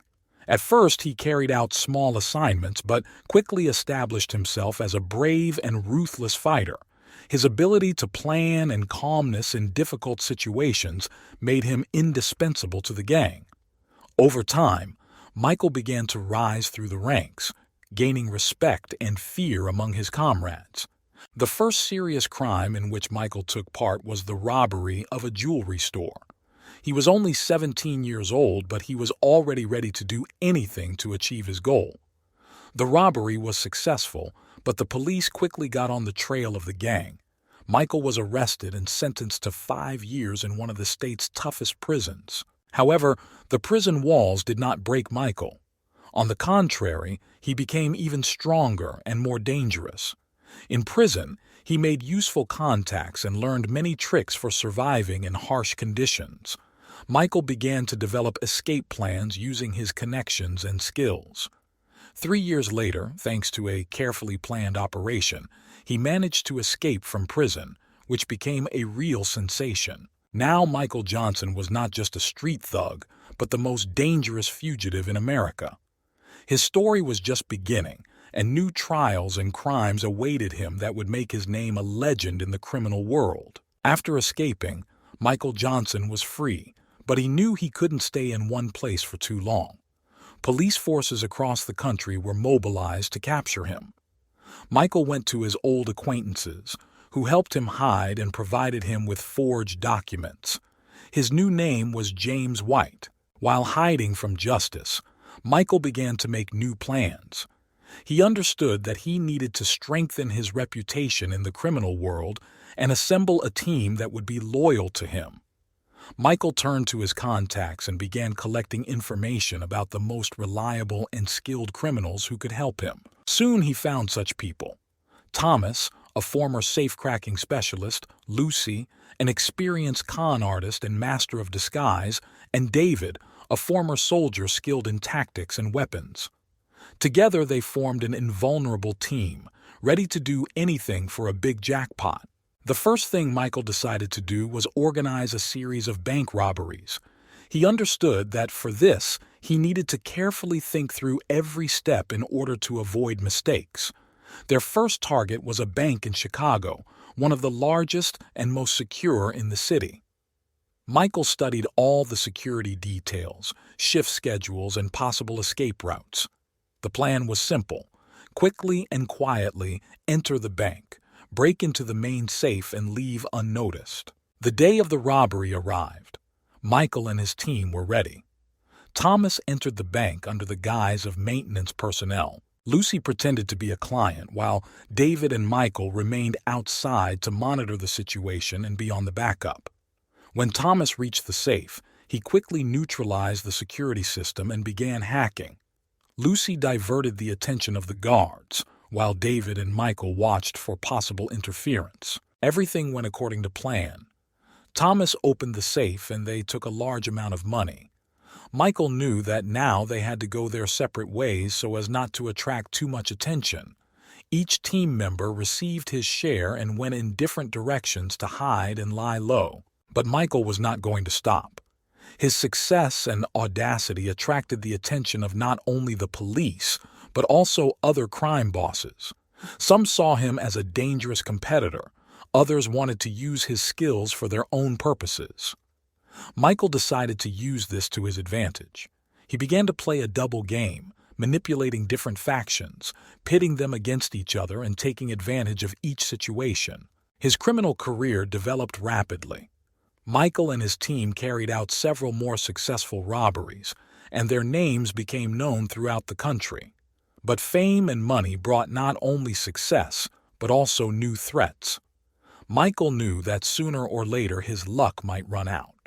However, he was ready for any challenge because his goal was not only survival, but also proof that he was the most dangerous criminal in America. Michael Johnson always carried a knife and a gun in his pocket. It was part of his style and a precaution. He knew that the world in which he lived did not forgive mistakes, and he was always ready for the unexpected. The weapon became an integral part of his image, a symbol of his strength and determination. After a series of successful robberies, Michael and his team decided to lie low for a while. They understood that their fame attracted too much attention, and any wrong step could be fatal. They dispersed to different cities, each continuing their activities undercover. Michael, now known as James White, went to New York. This city, with its endless possibilities and diversity, has become the perfect place to get lost in the crowd. But Michael had no intention of hiding. He began to study the city, looking for new opportunities for a big business. In New York, he met Elliot, a former detective who now worked for the dark side. Elliot had an extensive network of contacts and information that could be useful to Michael. One evening, while walking along one of the dimly lit alleys, Michael noticed that he was being followed. He quietly clenched the handle of the knife in his pocket, preparing for a possible attack. Suddenly, two men emerged from the shadows. Their looks were full of determination and anger. They recognized Michael and planned to eliminate him. He instantly assessed the situation and a knife flashed in his hands. The attackers did not have time to react before Michael had already neutralized the first of them. The second tried to attack, but the gun in Michael's hands stopped him. This incident reminded Michael that his dangerous past would always follow him. Returning to Elliot, he reported what had happened. Elliot confirmed that it was people from the Black Crows group who were hunting him. Michael realized that he had to be even more careful. To divert attention from himself and protect his future actions, Michael offered Elliot a deal. He would provide information about his enemies in exchange for participation in a major robbery. Elliot agreed. They began planning to rob the most secure bank in Manhattan. Days passed in preparation. Michael carefully studied security routes, staff schedules, and possible escape routes. The knife and pistol were always with him, ready to be used at any moment. The night before the robbery, Michael and his team got together, discussed the details one last time, and set off for their target. The robbery began exactly as planned. Elliot neutralized the security system, Thomas opened the safe, and Lucy distracted the guards. Michael and David provided cover. Everything was going smoothly until the alarm sounded. Suddenly, the building was surrounded by police. Michael knew this might be the end, but he wasn't about to give up. Grabbing a knife, he slipped through the back door, leaving behind several defeated opponents. David covered his retreat using his military experience. Going outside, Michael realized that the police had already surrounded the block. He rushed into the nearest alley, contemplating his next steps. He knew that new challenges and dangers lay ahead, but his determination to remain free and continue his criminal career was unshakable. Michael Johnson was ready for anything, and his story continued. Michael Johnson was always one step ahead of his pursuers. His ability to plan ahead and quickly adapt to changing conditions allowed him to evade capture. After a robbery in Manhattan, he realized that he needed to change tactics and act more covertly. After leaving New York, Michael headed south to Miami. The city, with its crowded streets and vibrant nightlife, offered plenty of opportunities to disappear into the crowd. Here he began a new chapter of his criminal activities, using fake documents and a new name. In Miami, Michael created a new team consisting of the most tried and true people. Among them were Carlos, an expert in hacking electronic systems, Anna, a master of disguise and forgery of documents, and Marcus, a former Special Forces soldier with excellent weapon skills. Together, they developed a plan for a series of robberies of jewelry stores distributed throughout the city. Michael always carried a knife and a gun with him, ready for any eventuality. The entire team was armed and prepared for the most extreme situations. They carefully studied each object before the robbery, analyzed security routes, and planned escape routes. Their goal was simple: to carry out the operation as quickly and silently as possible, leaving no traces. The first object was a large jewelry store in the center of Miami. Carlos hacked the security system, Anna distracted staff by pretending to be a client, and Michael and Marcus controlled entry and exit. Everything went smoothly, and the team walked out of the store with millions of dollars worth of jewelry. The success of this operation inspired Michael and his team. They continued their heists, moving around the city, avoiding repetition and leaving a minimum of traces. However, Miami police could not ignore such activity for long. Investigations began, and detectives were soon on Michael's trail. One of the city's best detectives, John Harris, took on this case. Harris was a seasoned professional who knew how to think like a criminal. He began to carefully study each robbery, comparing facts and analyzing the actions of the criminals. He understood that an organized group was behind all this and was confident that he could catch them. Michael learned that Harris had contacted him. He understood that this was a serious challenge and that he needed to act even more carefully. He and his team developed a diversion plan. They decided to stage several minor crimes to confuse the police and buy time to prepare the next big case. At the same time, Michael began to look for new connections and opportunities. He made contact with international criminal networks to expand his activities beyond the United States. Miami became the starting point for new adventures and bold plans. However, pressure from the police continued to grow. Harris was relentless and methodical in his actions.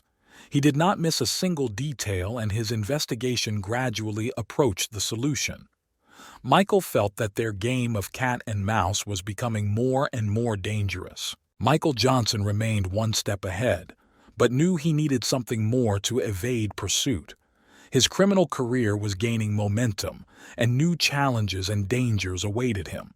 His story continued, and he was ready for any challenges that fate threw at him. After a series of daring robberies in Miami, Michael Johnson realized that the pressure from the police had become too great. He decided that he needed to go into hiding and start all over again somewhere else. Texas seemed like an ideal choice, a large state with many cities where you could get lost and continue your criminal activities. Michael and his team moved to Houston, a major city that offered them new opportunities and challenges. In Houston, Michael took on the role of head of a large construction company, using false documents and a new identity. His team set about laundering money from robberies through real estate investments and other legitimate businesses. This allowed them to hide their true activities and provided reliable cover. Michael and his men continued to carry weapons, always prepared for the unexpected. They carefully planned their every action, avoiding mistakes that could give them away. Soon they began to look for new targets for robberies, choosing the most profitable and well-guarded objects. One of these objects was a large jewelry store in the center of Houston. Michael conducted a detailed study of the security system and staff work schedules. Carlos hacked the security system. Anna again used her disguise skills, pretending to be a wealthy client, and Marcus and Michael provided security and control. The robbery went off without a hitch. They left the crime scene, leaving a minimum of traces and providing themselves with an alibi. Their success in Houston strengthened their confidence in their strengths and abilities. However, despite all precautions, the investigation of John Harris continued. The detective did not give up and followed the slightest clues that could lead him to Michael. He knew that Michael was a master at hiding his tracks, but his intuition told him that sooner or later he would find a weak spot in Johnson's plans. Michael felt the threat approaching. He began to prepare a backup escape plan in case the situation got out of control. He carefully thought out escape routes and possible hiding places in order to always be one step ahead of his pursuers. Meanwhile, Michael's team continued its operations, expanding to other cities in Texas. They robbed several banks and jewelry stores in Dallas and Austin, each time increasing their wealth and reputation. But along with the successes, the attention to them from law enforcement agencies also grew. Michael understood that the more they risked, the greater the likelihood of error. He began to consider the possibility of temporarily stopping active activities and switching to legal businesses to ease the pressure. However, his thirst for adrenaline and passion for risk did not allow him to completely abandon criminal activities. Soon after another robbery in Dallas, Michael felt that their usual tactics were beginning to fail. The police stepped up security at banks and jewelry stores, and Detective John Harris was getting closer to the solution. Michael realized that it was time to radically change his approach. He decided that their next step would be to rob one of the largest museums in Texas, where unique jewelry and works of art were kept.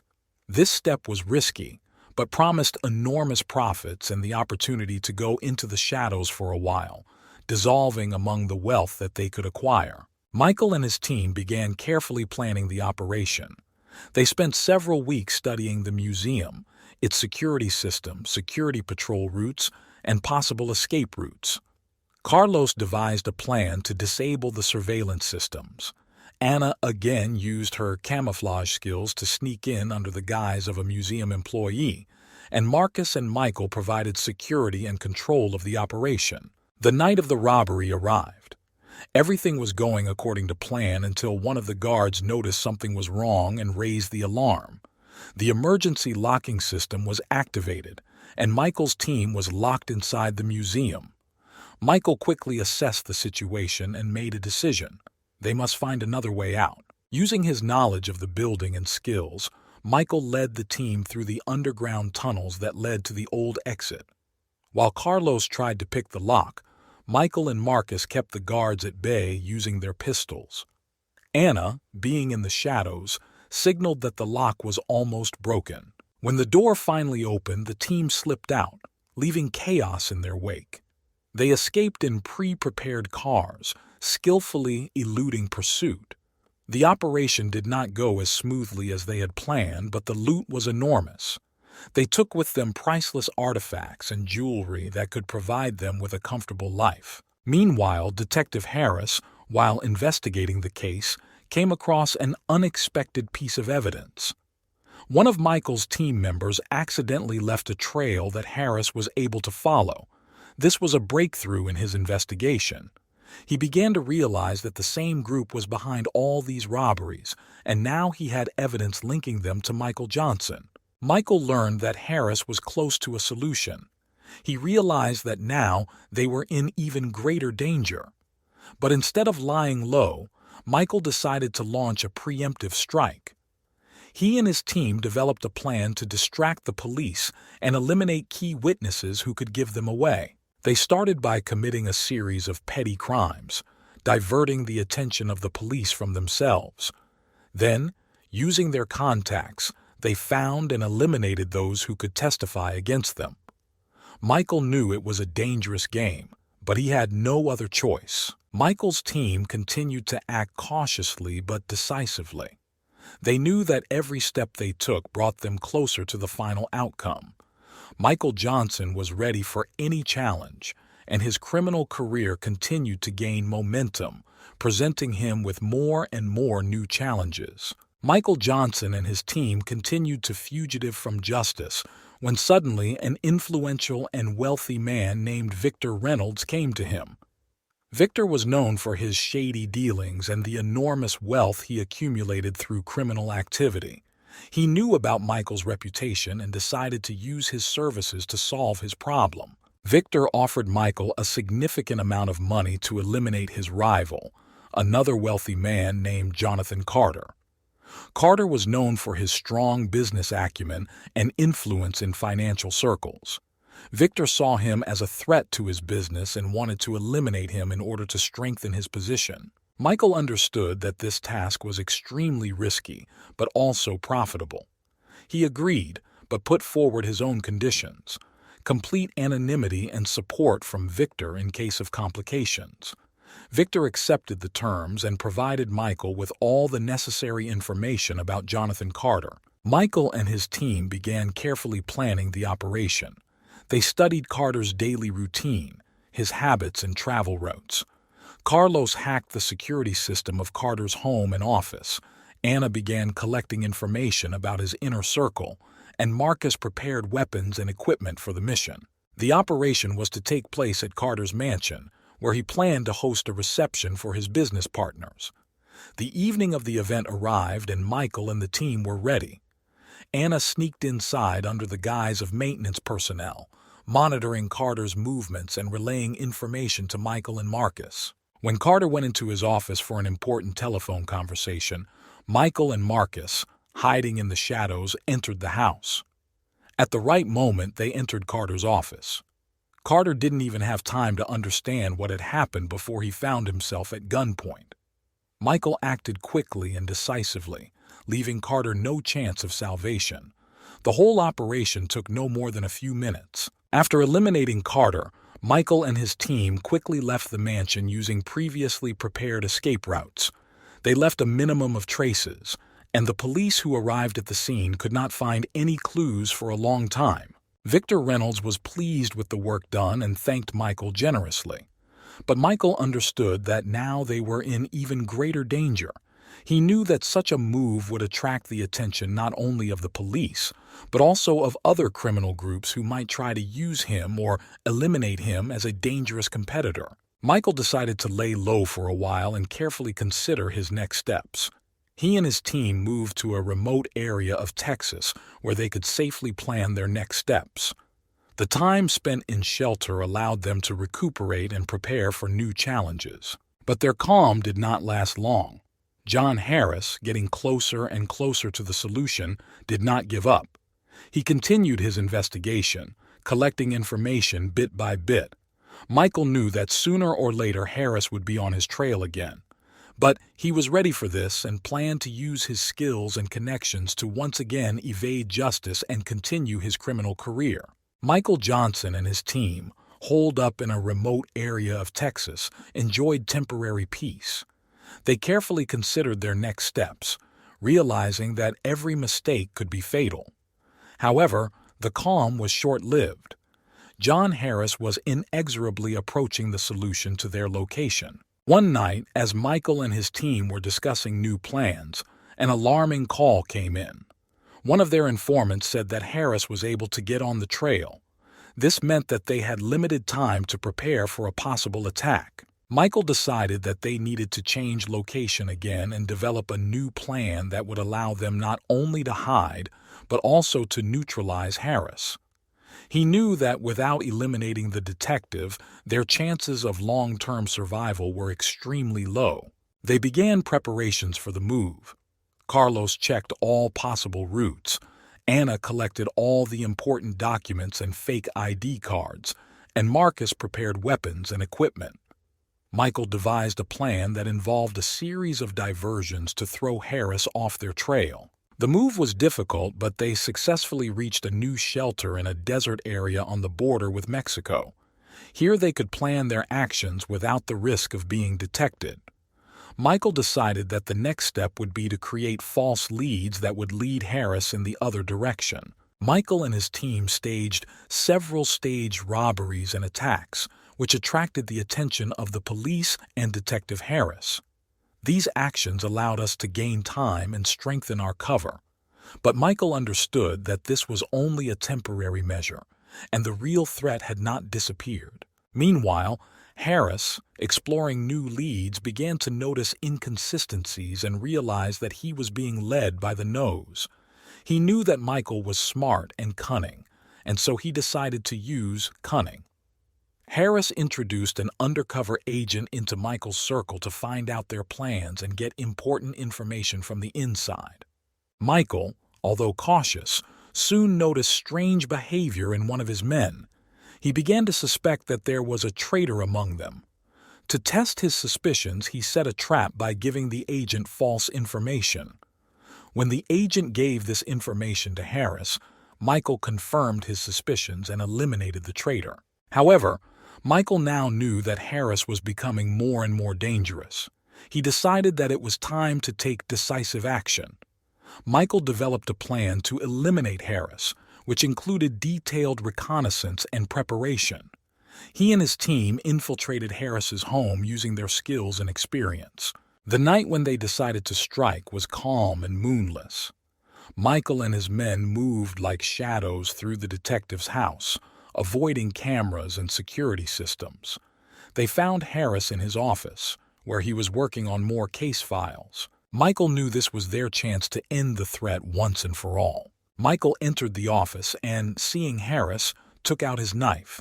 He approached the detective, who, sensing someone else's presence, turned around. Their eyes met, and at that moment Michael realized that Harris was ready for such a turn of events. Harris quickly pulled out his gun and opened fire. Michael managed to dodge and rushed at the detective, but Harris was faster. A fierce struggle ensued in which both opponents showed all their skills and abilities. In the end, Michael managed to wound Harris, but he realized that this was not the end. Harris was seriously wounded but still alive. After leaving Texas and crossing the border into Mexico, Michael Johnson and his team found temporary refuge in a small town. But they knew that they could not stay in one place for long. Michael understood that something big needed to be done to provide himself with security and resources for the rest of his life. Michael decided that their next step would be to rob a major Mexican drug cartel. It was extremely risky, but promised huge profits. They began collecting information about the cartel, studying its structures and sources of income. Soon, Michael learned about a large shipment of drugs that the cartel was going to send to the United States. He decided that this would be their goal. Michael and his team developed a detailed plan to seize the cargo. They studied transportation routes, times and places of departure, as well as security systems. Carlos hacked the surveillance system, Anna conducted reconnaissance on the site, and Marcus prepared all the necessary equipment and weapons. The night of the operation arrived. Michael and his team took up positions in an abandoned warehouse where the transfer of cargo was to take place. They awaited the arrival of the convoy, carefully monitoring the situation. As the trucks arrived, Michael gave the signal for the operation to begin. Carlos turned off the surveillance and communication systems. Anna provided a diversionary maneuver, creating the illusion of an attack on another object. Michael and Marcus attacked the convoy, neutralizing the guards and capturing the trucks. Everything went at lightning speed and without unnecessary noise. They quickly loaded the drugs into their cars and left the crime scene, leaving behind a minimum of traces.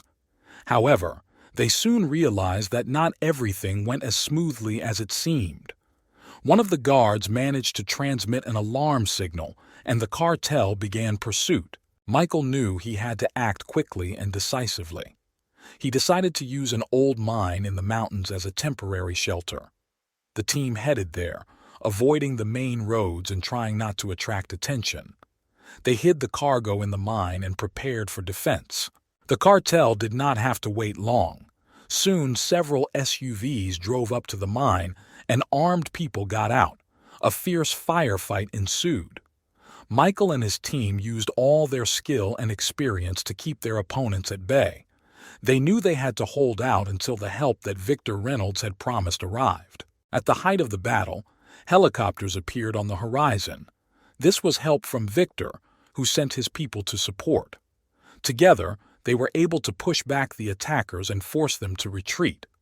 Michael understood that they now had the opportunity to safely leave Mexico and take their loot. After this incident, Michael and his team decided to go into the shadows for a while, using their new wealth to legalize and strengthen their positions.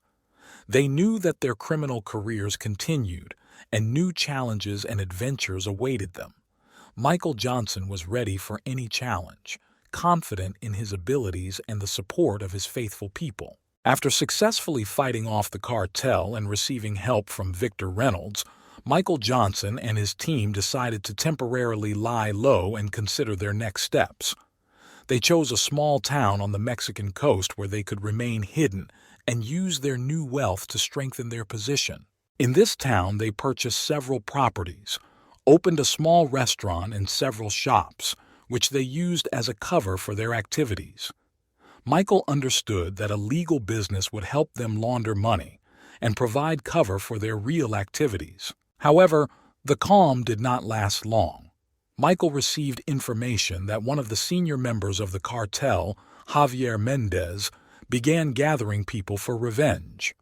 Javier was known for his cruelty and unforgivingness. Michael knew he had to be proactive or their lives would be in jeopardy again. Michael decided to launch a preemptive strike and neutralize Javier before he could launch an attack. Together with Carlos, Anna, and Marcus, they developed a plan that included reconnaissance, diversions, and a surgical strike. Carlos took it upon himself to hack Javier's home security systems. Anna sneaked in under the guise of a housekeeper, and Michael and Marcus prepared for the final blow. The night of the operation arrived. Carlos successfully hacked the security system. Anna installed hidden cameras and motion sensors to track the movements of Javier and his guards. Michael and Marcus infiltrated the compound using their stealth and camouflage skills. They approached the house when Anna signaled that Javier was in his room.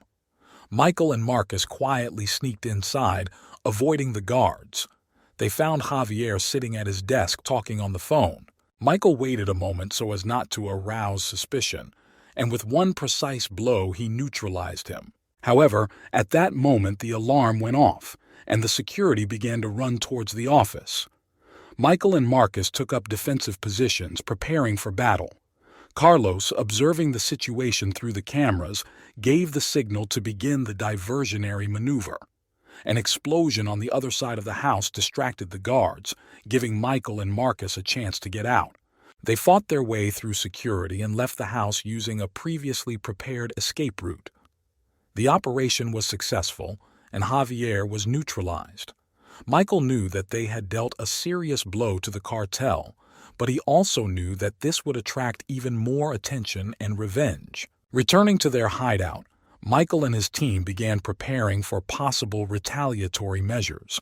They strengthened the security of their facilities, acquired new weapons, and expanded their network of informants. Michael also began looking for new opportunities to expand his operations outside of Mexico to reduce risks. But their peace was disturbed again. Victor Reynolds got in touch with a new request.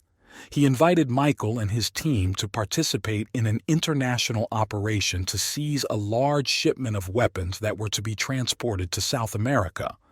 This operation promised huge profits, but was also extremely dangerous. Michael realized that this was an opportunity to strengthen his influence and earn funds for further expansion. He agreed to Victor's proposal and began preparations for a new operation. Their criminal career continued, and new challenges and dangers awaited them ahead, which required the utmost determination and caution. Michael Johnson and his team, having gained courage and experience from recent operations, accepted Victor Reynolds' offer.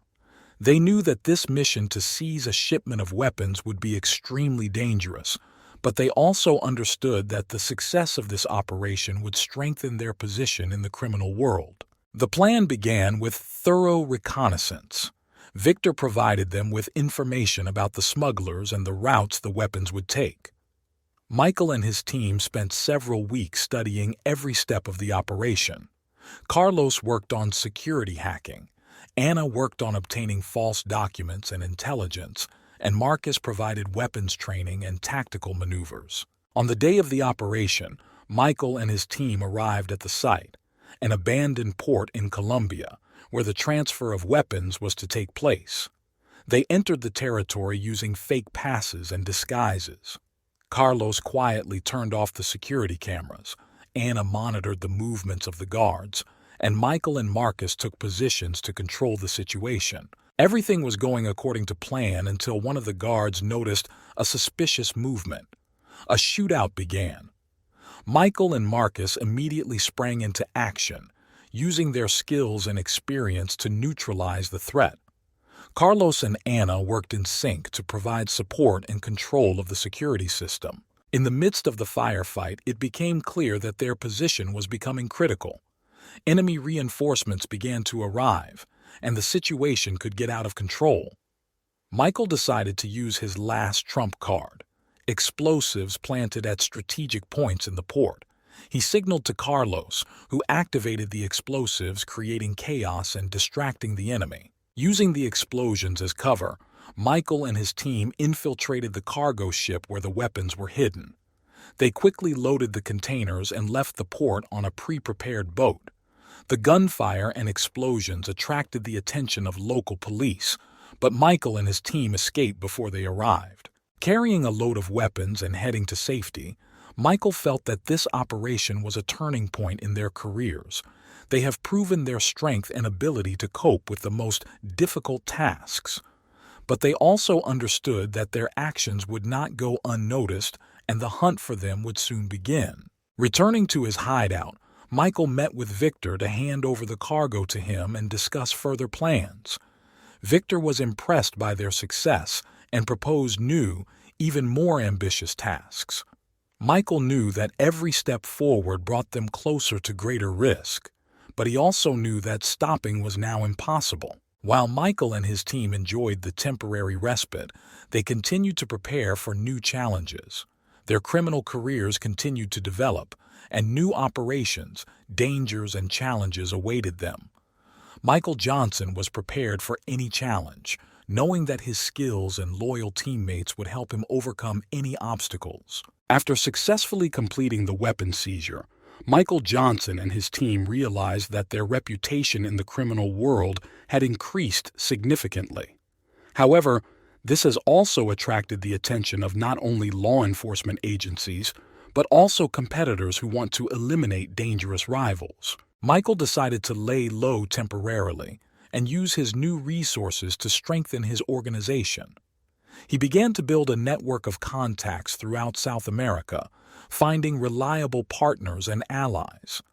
Carlos began expanding their technological capabilities, creating new surveillance and defense systems. Anna worked on creating false documents and legends for the entire team so that they could easily move between countries. Marcus, in turn, was responsible for training new recruits and ensuring security. However, the calm did not last long. One night, Michael received an anonymous message containing information about a large shipment of gold that was being transported across the border into Brazil.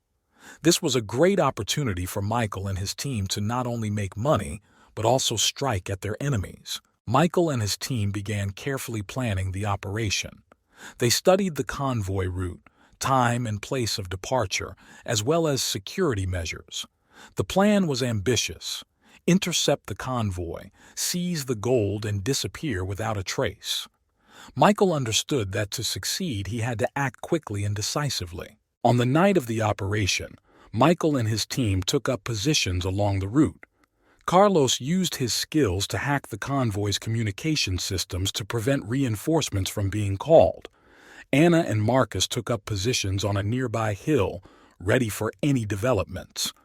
Michael directed the operation from the command center, observing the action through drones and cameras. As the convoy approached their position, Michael gave the signal to begin the operation. They blocked the road, forcing drivers to stop. Marcus and Anna quickly and silently neutralized the guards while Michael and Carlos picked the truck's locks and began loading the gold into their vehicles. Everything went according to plan, but suddenly an unexpected factor appeared. One of the guards managed to transmit an alarm signal. Within minutes, reinforcements began arriving at the scene.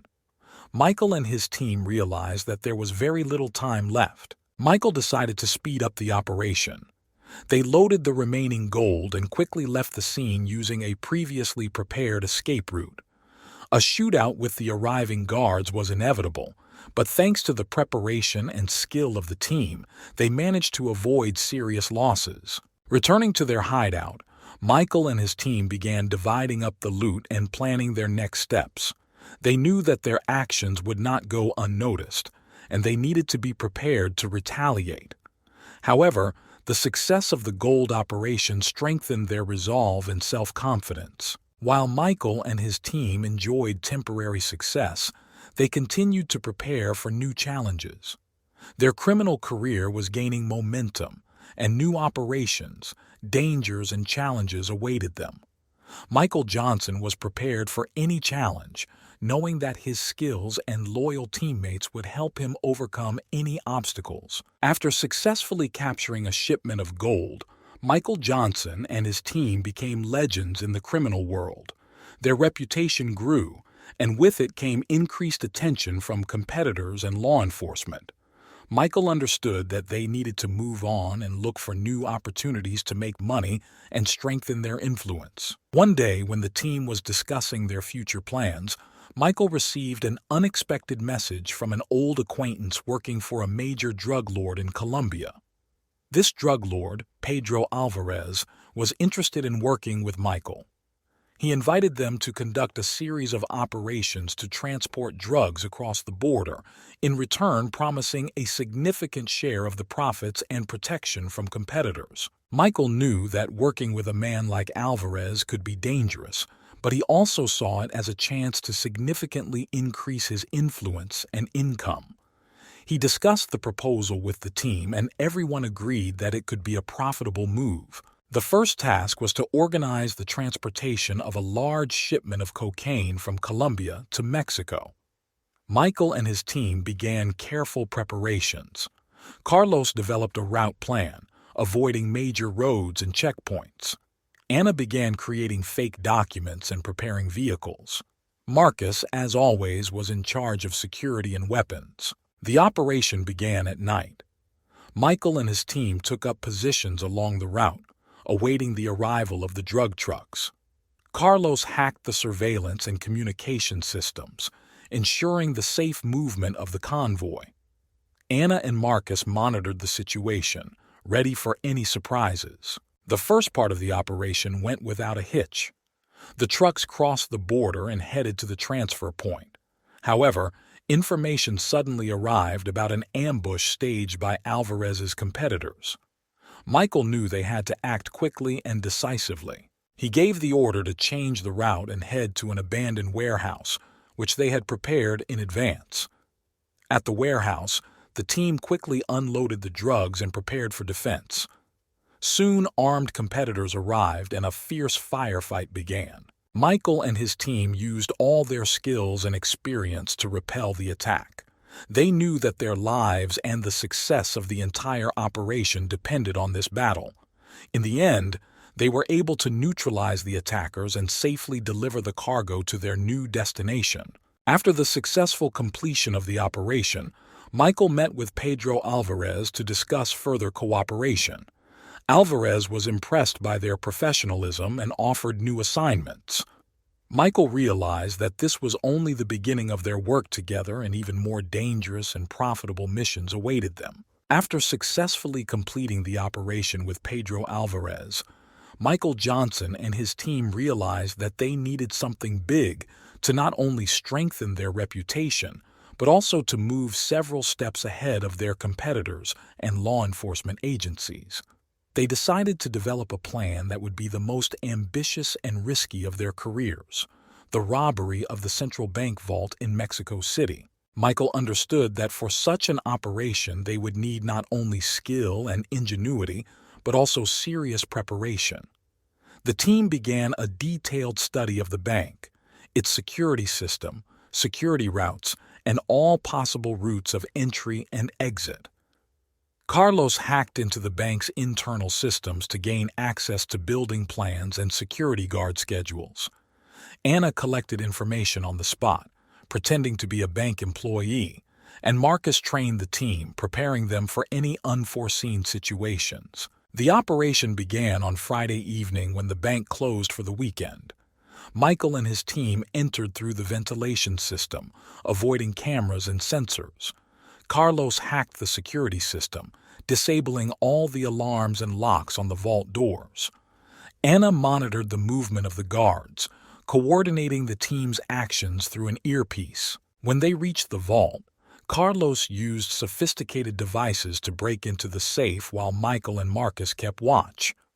Opening the safe, they discovered a huge amount of money and jewelry.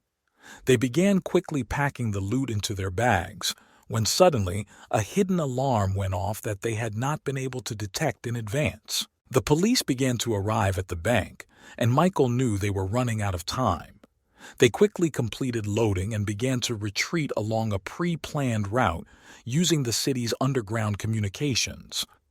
Anna organized a diversion by setting up an explosion in one of the buildings nearby to divert the attention of the police. The team safely reached the surface and headed to their shelter on the outskirts of the city. They knew the police would begin a search, but they were confident in their preparation and knew how to cover their tracks. For several days they remained in hiding, dividing the spoils and discussing their next steps. Meanwhile, Mexico City police, together with international law enforcement agencies, launched a large-scale investigation. They understood that the robbery of the central bank was organized by professionals and began to collect information in all possible directions. Michael and his team decided to lay low for a while and reconsider their plans. They knew that their last move had brought them a lot of attention, and now they had to tread more carefully. Michael began planning new operations outside of Mexico, looking at options in Europe and Asia. However, unexpectedly for them, a new player entered the game. One of the competitors, the leader of a large crime syndicate in Europe, became interested in Michael's success and offered them cooperation. This could open up new horizons for them, but it also carried new risks and dangers. Michael understood that this proposal could become a new round in their career. They decided to take on the challenge and begin a new chapter of their criminal history, preparing for new operations and cooperation at the international level. New challenges awaited them, but Michael was confident that with his team they would be able to overcome any difficulties and continue their successful and dangerous career. Michael Johnson and his team were preparing for a new chapter in their criminal career when suddenly their plans were disrupted. One night, as they were about to discuss their upcoming collaboration with a European syndicate, their hideout was attacked. Enemies they did not expect broke through with incredible speed and brutality. Carlos and Anna found themselves in the very center of the attack. Carlos, despite his skills as a burglar and hacker, did not have time to defend himself and was mortally wounded. Anna, trying to cover the retreat of the rest of the team, was killed in a shootout. Michael and Marcus barely managed to escape through the secret exit, leaving the bodies of their friends behind. This tragedy shook Michael to the core. The loss of Carlos and Anna not only caused him personal pain, but also seriously weakened their team. Now Michael was faced with the task of not only avenging his dead comrades, but also surviving in a world where his every step could be his last. Michael and Marcus took refuge in a safe house on the outskirts of the city, where they began to consider their further actions. Michael was determined to find out who was behind this attack. He suspected that it could be one of the competitors, perhaps even the European syndicate itself with which they planned to cooperate. The first step was to contact Victor Reynolds and see if he had any information.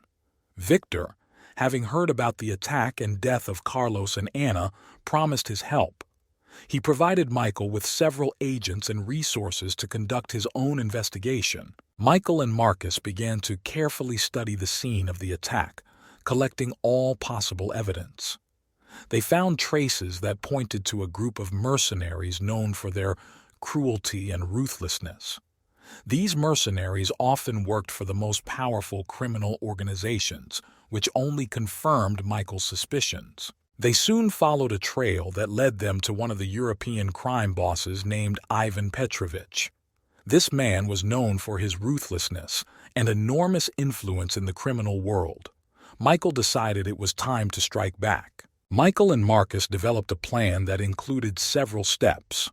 First, they had to find out the location of Ivan and his closest associates. They then planned to launch an attack on his headquarters to avenge the death of their friends and show that they did not intend to give up. At night, Michael and Marcus entered Ivan's territory, using all their skills and experience. They acted quietly and decisively, eliminating the guards and making their way to the main office.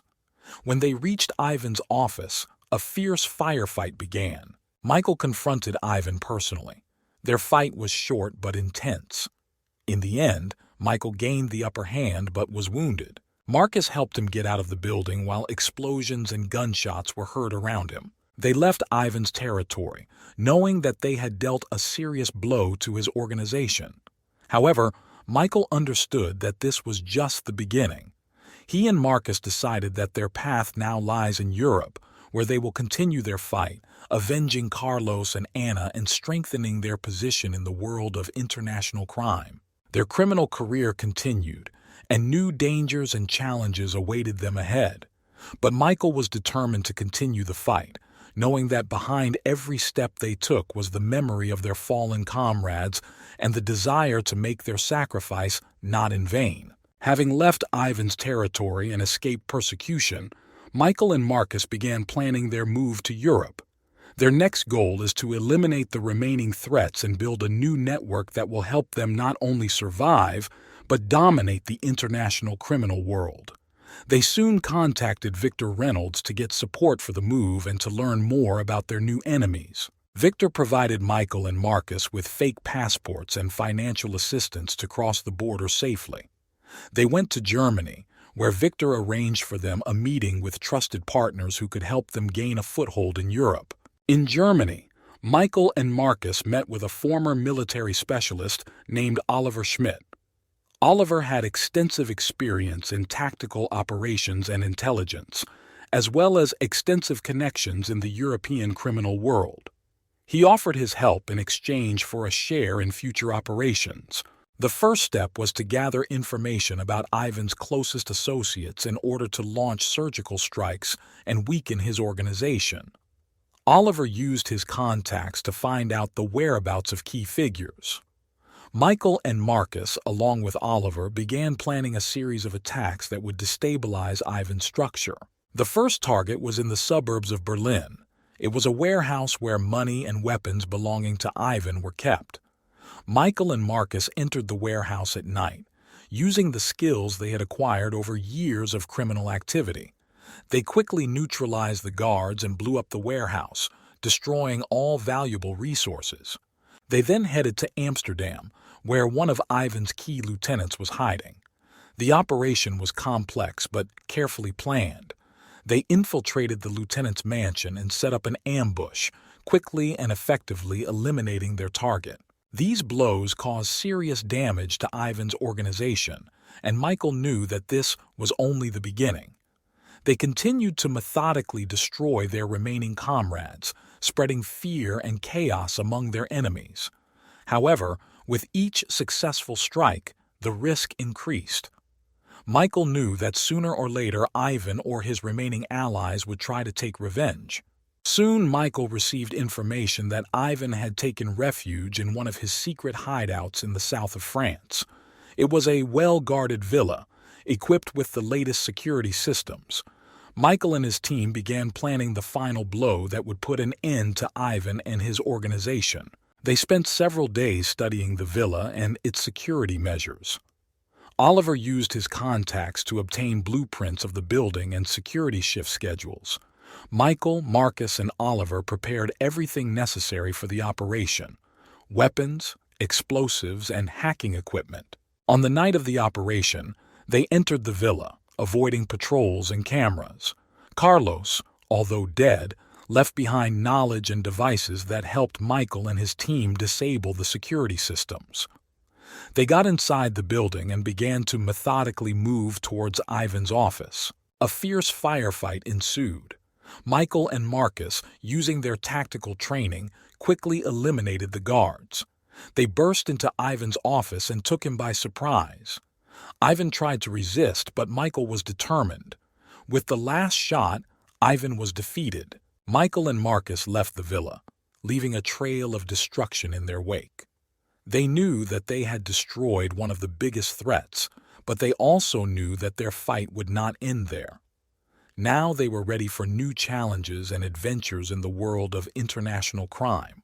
They continued to strengthen their positions, build new connections, and prepare for new operations. Their criminal career was gaining momentum, and new challenges and dangers awaited them. Michael Johnson was determined to continue the fight, knowing that the memory of Carlos and Anna would inspire him to new feats. After successfully eliminating Ivan Petrovich, Michael Johnson and his team felt short-term relief. However, they realized that their success had attracted the attention of many competitors, and they now became a prime target for many criminal groups in Europe. They continued their operations, but each time they had to be more and more careful. Soon they began working on a new project, a major robbery of one of the most secure banks in Switzerland. Michael knew that the success of this operation would provide them with enormous resources and further strengthen their influence. They began to prepare carefully, studying every detail of the security system and developing an infiltration plan. However, their plans were disrupted. One night, as the team discussed the final details of the operation, they received a disturbing message. Marcus, one of the most loyal and reliable members of the team, had been killed. The attack occurred while he was returning from a reconnaissance mission. His car was attacked by unknown assailants, and despite his skills, Marcus was unable to cope with the numerical superiority of his opponents. This loss was devastating for Michael. He lost not only a comrade in arms, but also a friend who was always there in the most dangerous situations. Anger and a thirst for revenge filled his heart. Michael decided that he needed to immediately find out who was behind this attack and eliminate those responsible. Using his contacts and connections, Michael discovered that a new, ambitious group from Eastern Europe, led by a ruthless leader named Sergei Kozlov, was behind Marcus's murder. Kozlov wanted to expand his influence and saw Michael's team as a threat to his plans. Michael decided that he would no longer wait or hesitate. He developed a plan to attack Sergei's headquarters in Prague. Together with Oliver, who had now become his closest ally, Michael began preparations for the operation. They collected information about Kozlov, his security, and possible weak points in his defense. The night of the decisive blow arrived. Michael and Oliver infiltrated Sergei's territory using their experience and skills. They acted quickly and decisively, eliminating the guards and advancing towards the main office. A fierce firefight ensued inside the building, but Michael was adamant. He knew he had to avenge Marcus and show his enemies that he wasn't worth messing with. Michael and Oliver burst into Sergei's office. A fierce battle ensued, during which Michael, despite being wounded, was able to neutralize Sergei and his entourage. This blow not only avenged the death of Marcus, but also seriously weakened Kozlov's group. After leaving Prague, Michael and Oliver knew that their situation remained extremely dangerous. However, they were not going to give up. Michael decided that their priority would now be not only survival, but also creating a network of allies to help them fight their enemies. Returning to base, Michael began rebuilding his team. He brought in new people, trained them, and prepared them for future operations. Michael's every action was now aimed at strengthening their position and eliminating those who dared to stand in their way. Their criminal careers continued to develop, and new trials and challenges awaited them. Michael Johnson understood that every day could be his last, but his determination and self-confidence did not allow him to retreat. He knew that the memory of Marcus, Carlos, and Anna would inspire him to new exploits and help him overcome any difficulties. With a new team and renewed determination, Michael began planning his next big thing. His target was Europe's largest diamond transporter, known for its incredible security. The robbery operation was supposed to be not just a robbery, but a real work of art that would shock the whole world. Michael and his team spent several months preparing. They studied transportation routes, security company schedules, and all possible loopholes. Oliver, with his wealth of military experience, developed a strategy for capturing the convoy, which included several diversionary maneuvers and precision strikes. The night of the operation was filled with tension. Michael and his team took up their positions along the transport route. They used new technologies to hack into communications and surveillance systems provided by Victor Reynolds. Everything was ready to begin. As the diamond convoy approached the ambush site, Michael gave the signal to begin the operation. They quickly and silently neutralized the guards using gas grenades and communications jamming devices. The operation went according to plan until an unexpected factor appeared. One of the guards managed to call for reinforcements. Michael and his team knew they only had a few minutes before help arrived. They acted quickly and decisively, loading the diamonds into their vehicles and fleeing the crime scene at high speed. The pursuit began immediately. Michael and Oliver drove their cars through narrow streets and abandoned roads, skillfully avoiding police roadblocks. Thanks to their preparation and skill, they were able to evade pursuit and hide in a pre-prepared shelter. The operation was successful, and the diamonds were in the hands of Michael and his team. This success not only strengthened their financial position, but also further increased their reputation in the criminal world. However, Michael knew that with each successful operation the risk increased, and they needed to be more and more careful. Michael decided that the next step would be to create a network of safe houses and shelters throughout Europe that would help them hide and plan new operations. He began to establish contacts with other criminal groups, offering mutually beneficial cooperation and support. After successfully robbing a diamond convoy, Michael Johnson and his team became legends in the criminal world. Their reputation grew, but so did their threat.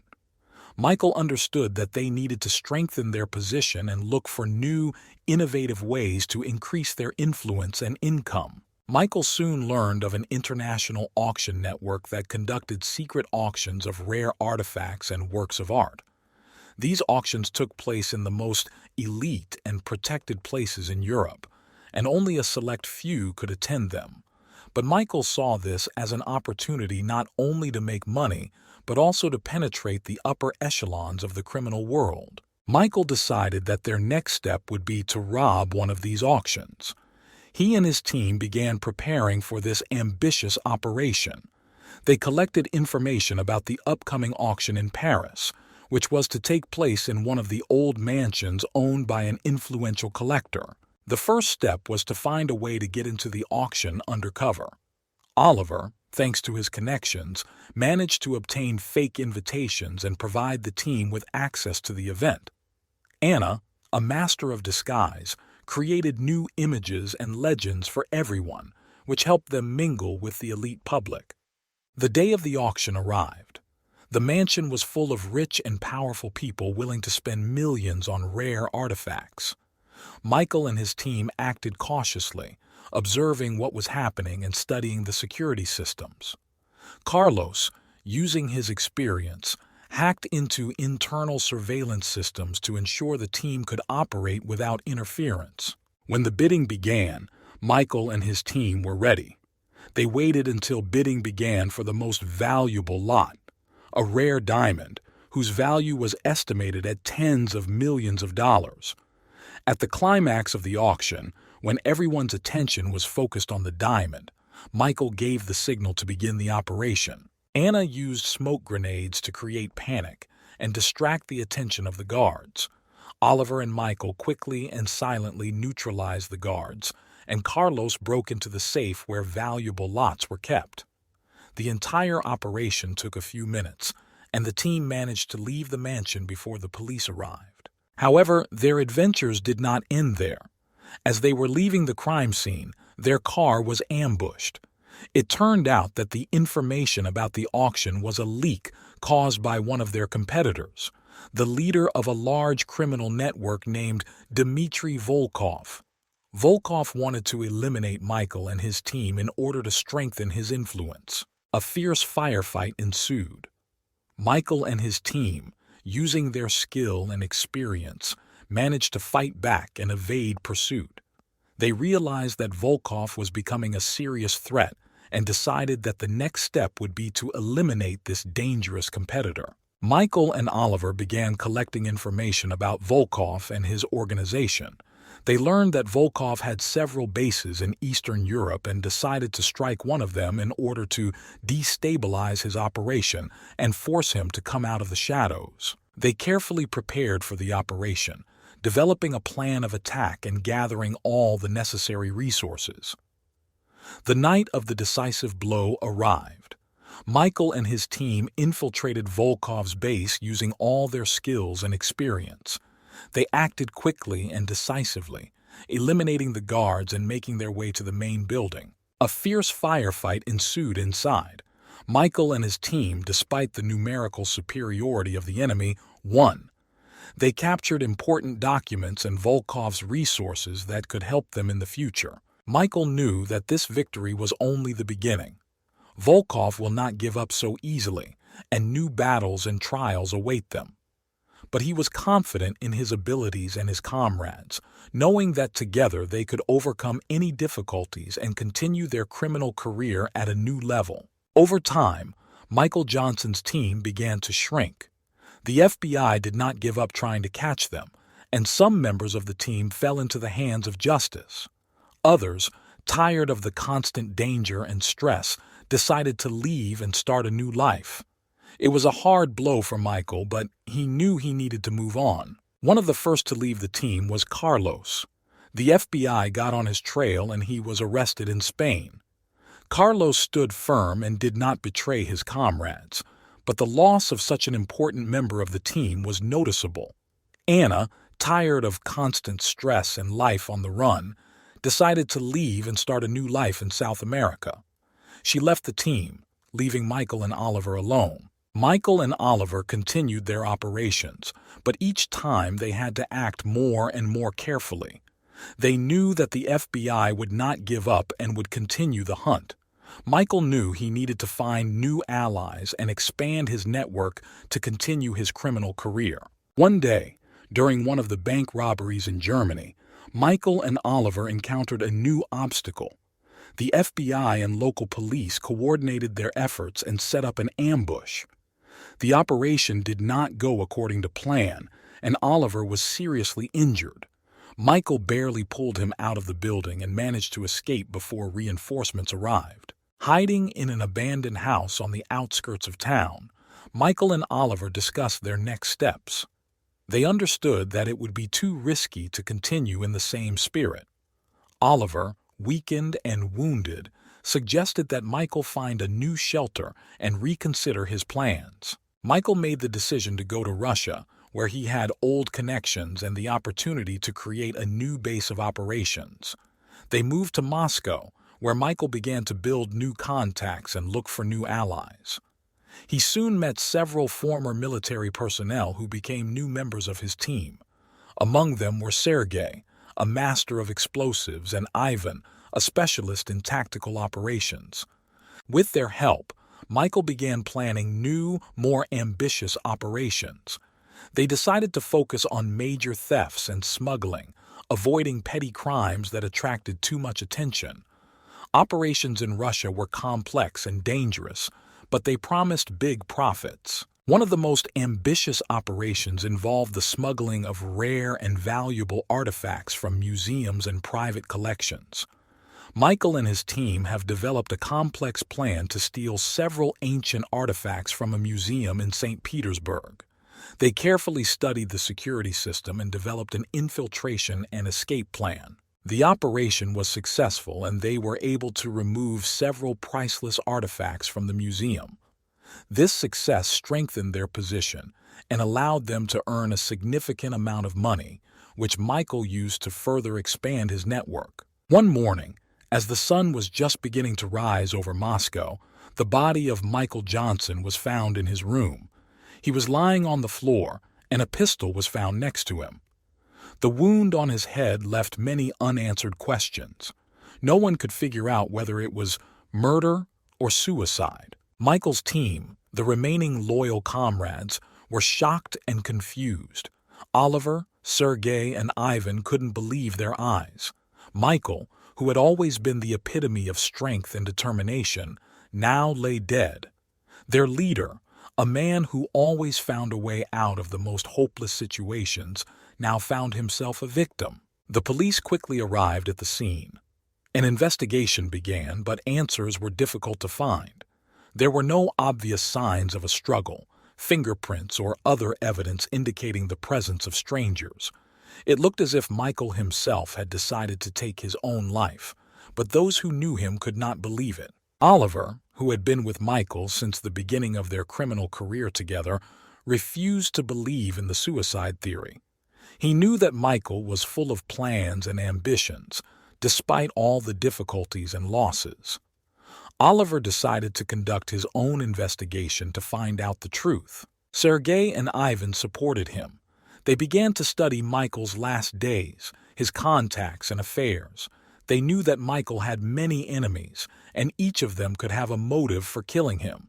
But the evidence was scant, and finding anything concrete was extremely difficult. Meanwhile, rumors of Michael's death began to spread throughout the criminal world. Many saw this as an opportunity to strengthen their positions, knowing that Michael's team was now weakened. Oliver and the remaining members of the team knew that they had to be especially careful not to become the next victims. During his investigation, Oliver came across several strange coincidences. On the eve of Michael's death, he received a message from an unknown sender that contained threats. This message was the only clue, but it was impossible to trace its sender. Oliver began to suspect that someone close to him might have betrayed Michael.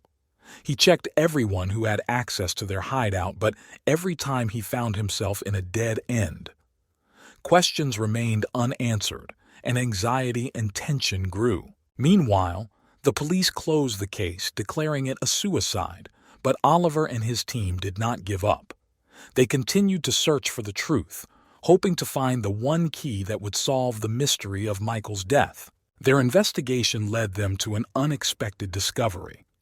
One of Michael's former allies, a man named Dmitri, who was kicked off the team for betrayal, may have had a motive for revenge. But when Oliver found Dmitri, he was already dead, which only added to the mystery of this story. Every day brought new questions and few answers. But Oliver knew one thing: Michael couldn't just give up. His death was the result of someone's calculations and intrigues, and until the truth is revealed, he will not calm down. After weeks of investigation and setbacks, Michael's team finally got the answer they were looking for. Oliver and his men found important evidence: a hidden camera installed in Michael's room. The recording showed that, on the night of his death, a stranger entered the room and shot Michael, simulating suicide. This man was a professional, acted calmly and methodically. Oliver, Sergei, and Ivan were shocked by what they saw. They vowed to avenge Michael's death and find the killer, whoever he was. Their search led them to Dmitry Volkov, an old enemy of Michael and the leader of a powerful crime syndicate. Oliver and his team began preparing for their final operation. They studied all of Volkov's possible hiding places, his security and movement schedules. This mission was not just a matter of honor, but an act of justice for their fallen leader. Night fell when they decided to strike. Oliver, Sergei, and Ivan entered the territory of one of Volkov's hideouts. They acted smoothly and quickly, eliminating the guards and paving the way to the main building. A fierce firefight awaited them inside, but the team's determination and skill helped them prevail. When they reached Volkov, he was ready to fight. A fierce fight ensued, during which Oliver was able to gain the upper hand. Volkov, on his knees, admitted that Michael's murder was part of a plan to eliminate all his enemies and strengthen his power. Oliver, holding the gun aimed at Volkov, said, "This is for Michael," and he fired. The team then left the scene knowing their mission was accomplished. They avenged the death of their leader, but at the same time realized that their time as a united team had come to an end. The losses and stress of the past months have left an indelible mark on each of them. Sergei and Ivan decided to start a new life, leaving the criminal world behind. Oliver, although not ready to leave completely, knew that the team would never be the same. They said goodbye, realizing that their paths would now diverge. Michael Johnson's team disbanded, leaving behind a legend about the most daring and successful operations in criminal history. Each of them went their own way, but the memory of Michael and their common struggle remained with them forever. They knew that new challenges awaited them in the future, but the lessons and experience gained as a team would always help them cope with any difficulties. After the collapse of Michael Johnson's team, each of the remaining members went their own way, but the memory of the deceased leader continued to live in their hearts. They knew their lives would never be the same, but they sought to use the lessons and experiences they had learned to build a new future. Sergei, leaving his criminal career, moved to a quiet town in the south of Russia. He opened a small business repairing and servicing cars. Sergei's life became calm and measured, but he never forgot his comrades, and especially Michael, to whom he owed a lot. Ivan decided to use his military skills for more noble purposes. He joined a private security firm providing services to protect VIPs and facilities. Ivan often recalled Michael and their team, applying the knowledge and experience gained during those turbulent times. Years have passed, and only the legends of Michael Johnson's team remain in the criminal world. People told stories about the most daring robberies and elusive criminals who became real legends. Michael Johnson's name became a symbol of determination and courage, and his legacy continued to inspire new criminal leaders. But in the hearts of each of his former comrades there remained deep gratitude and memory of Michael.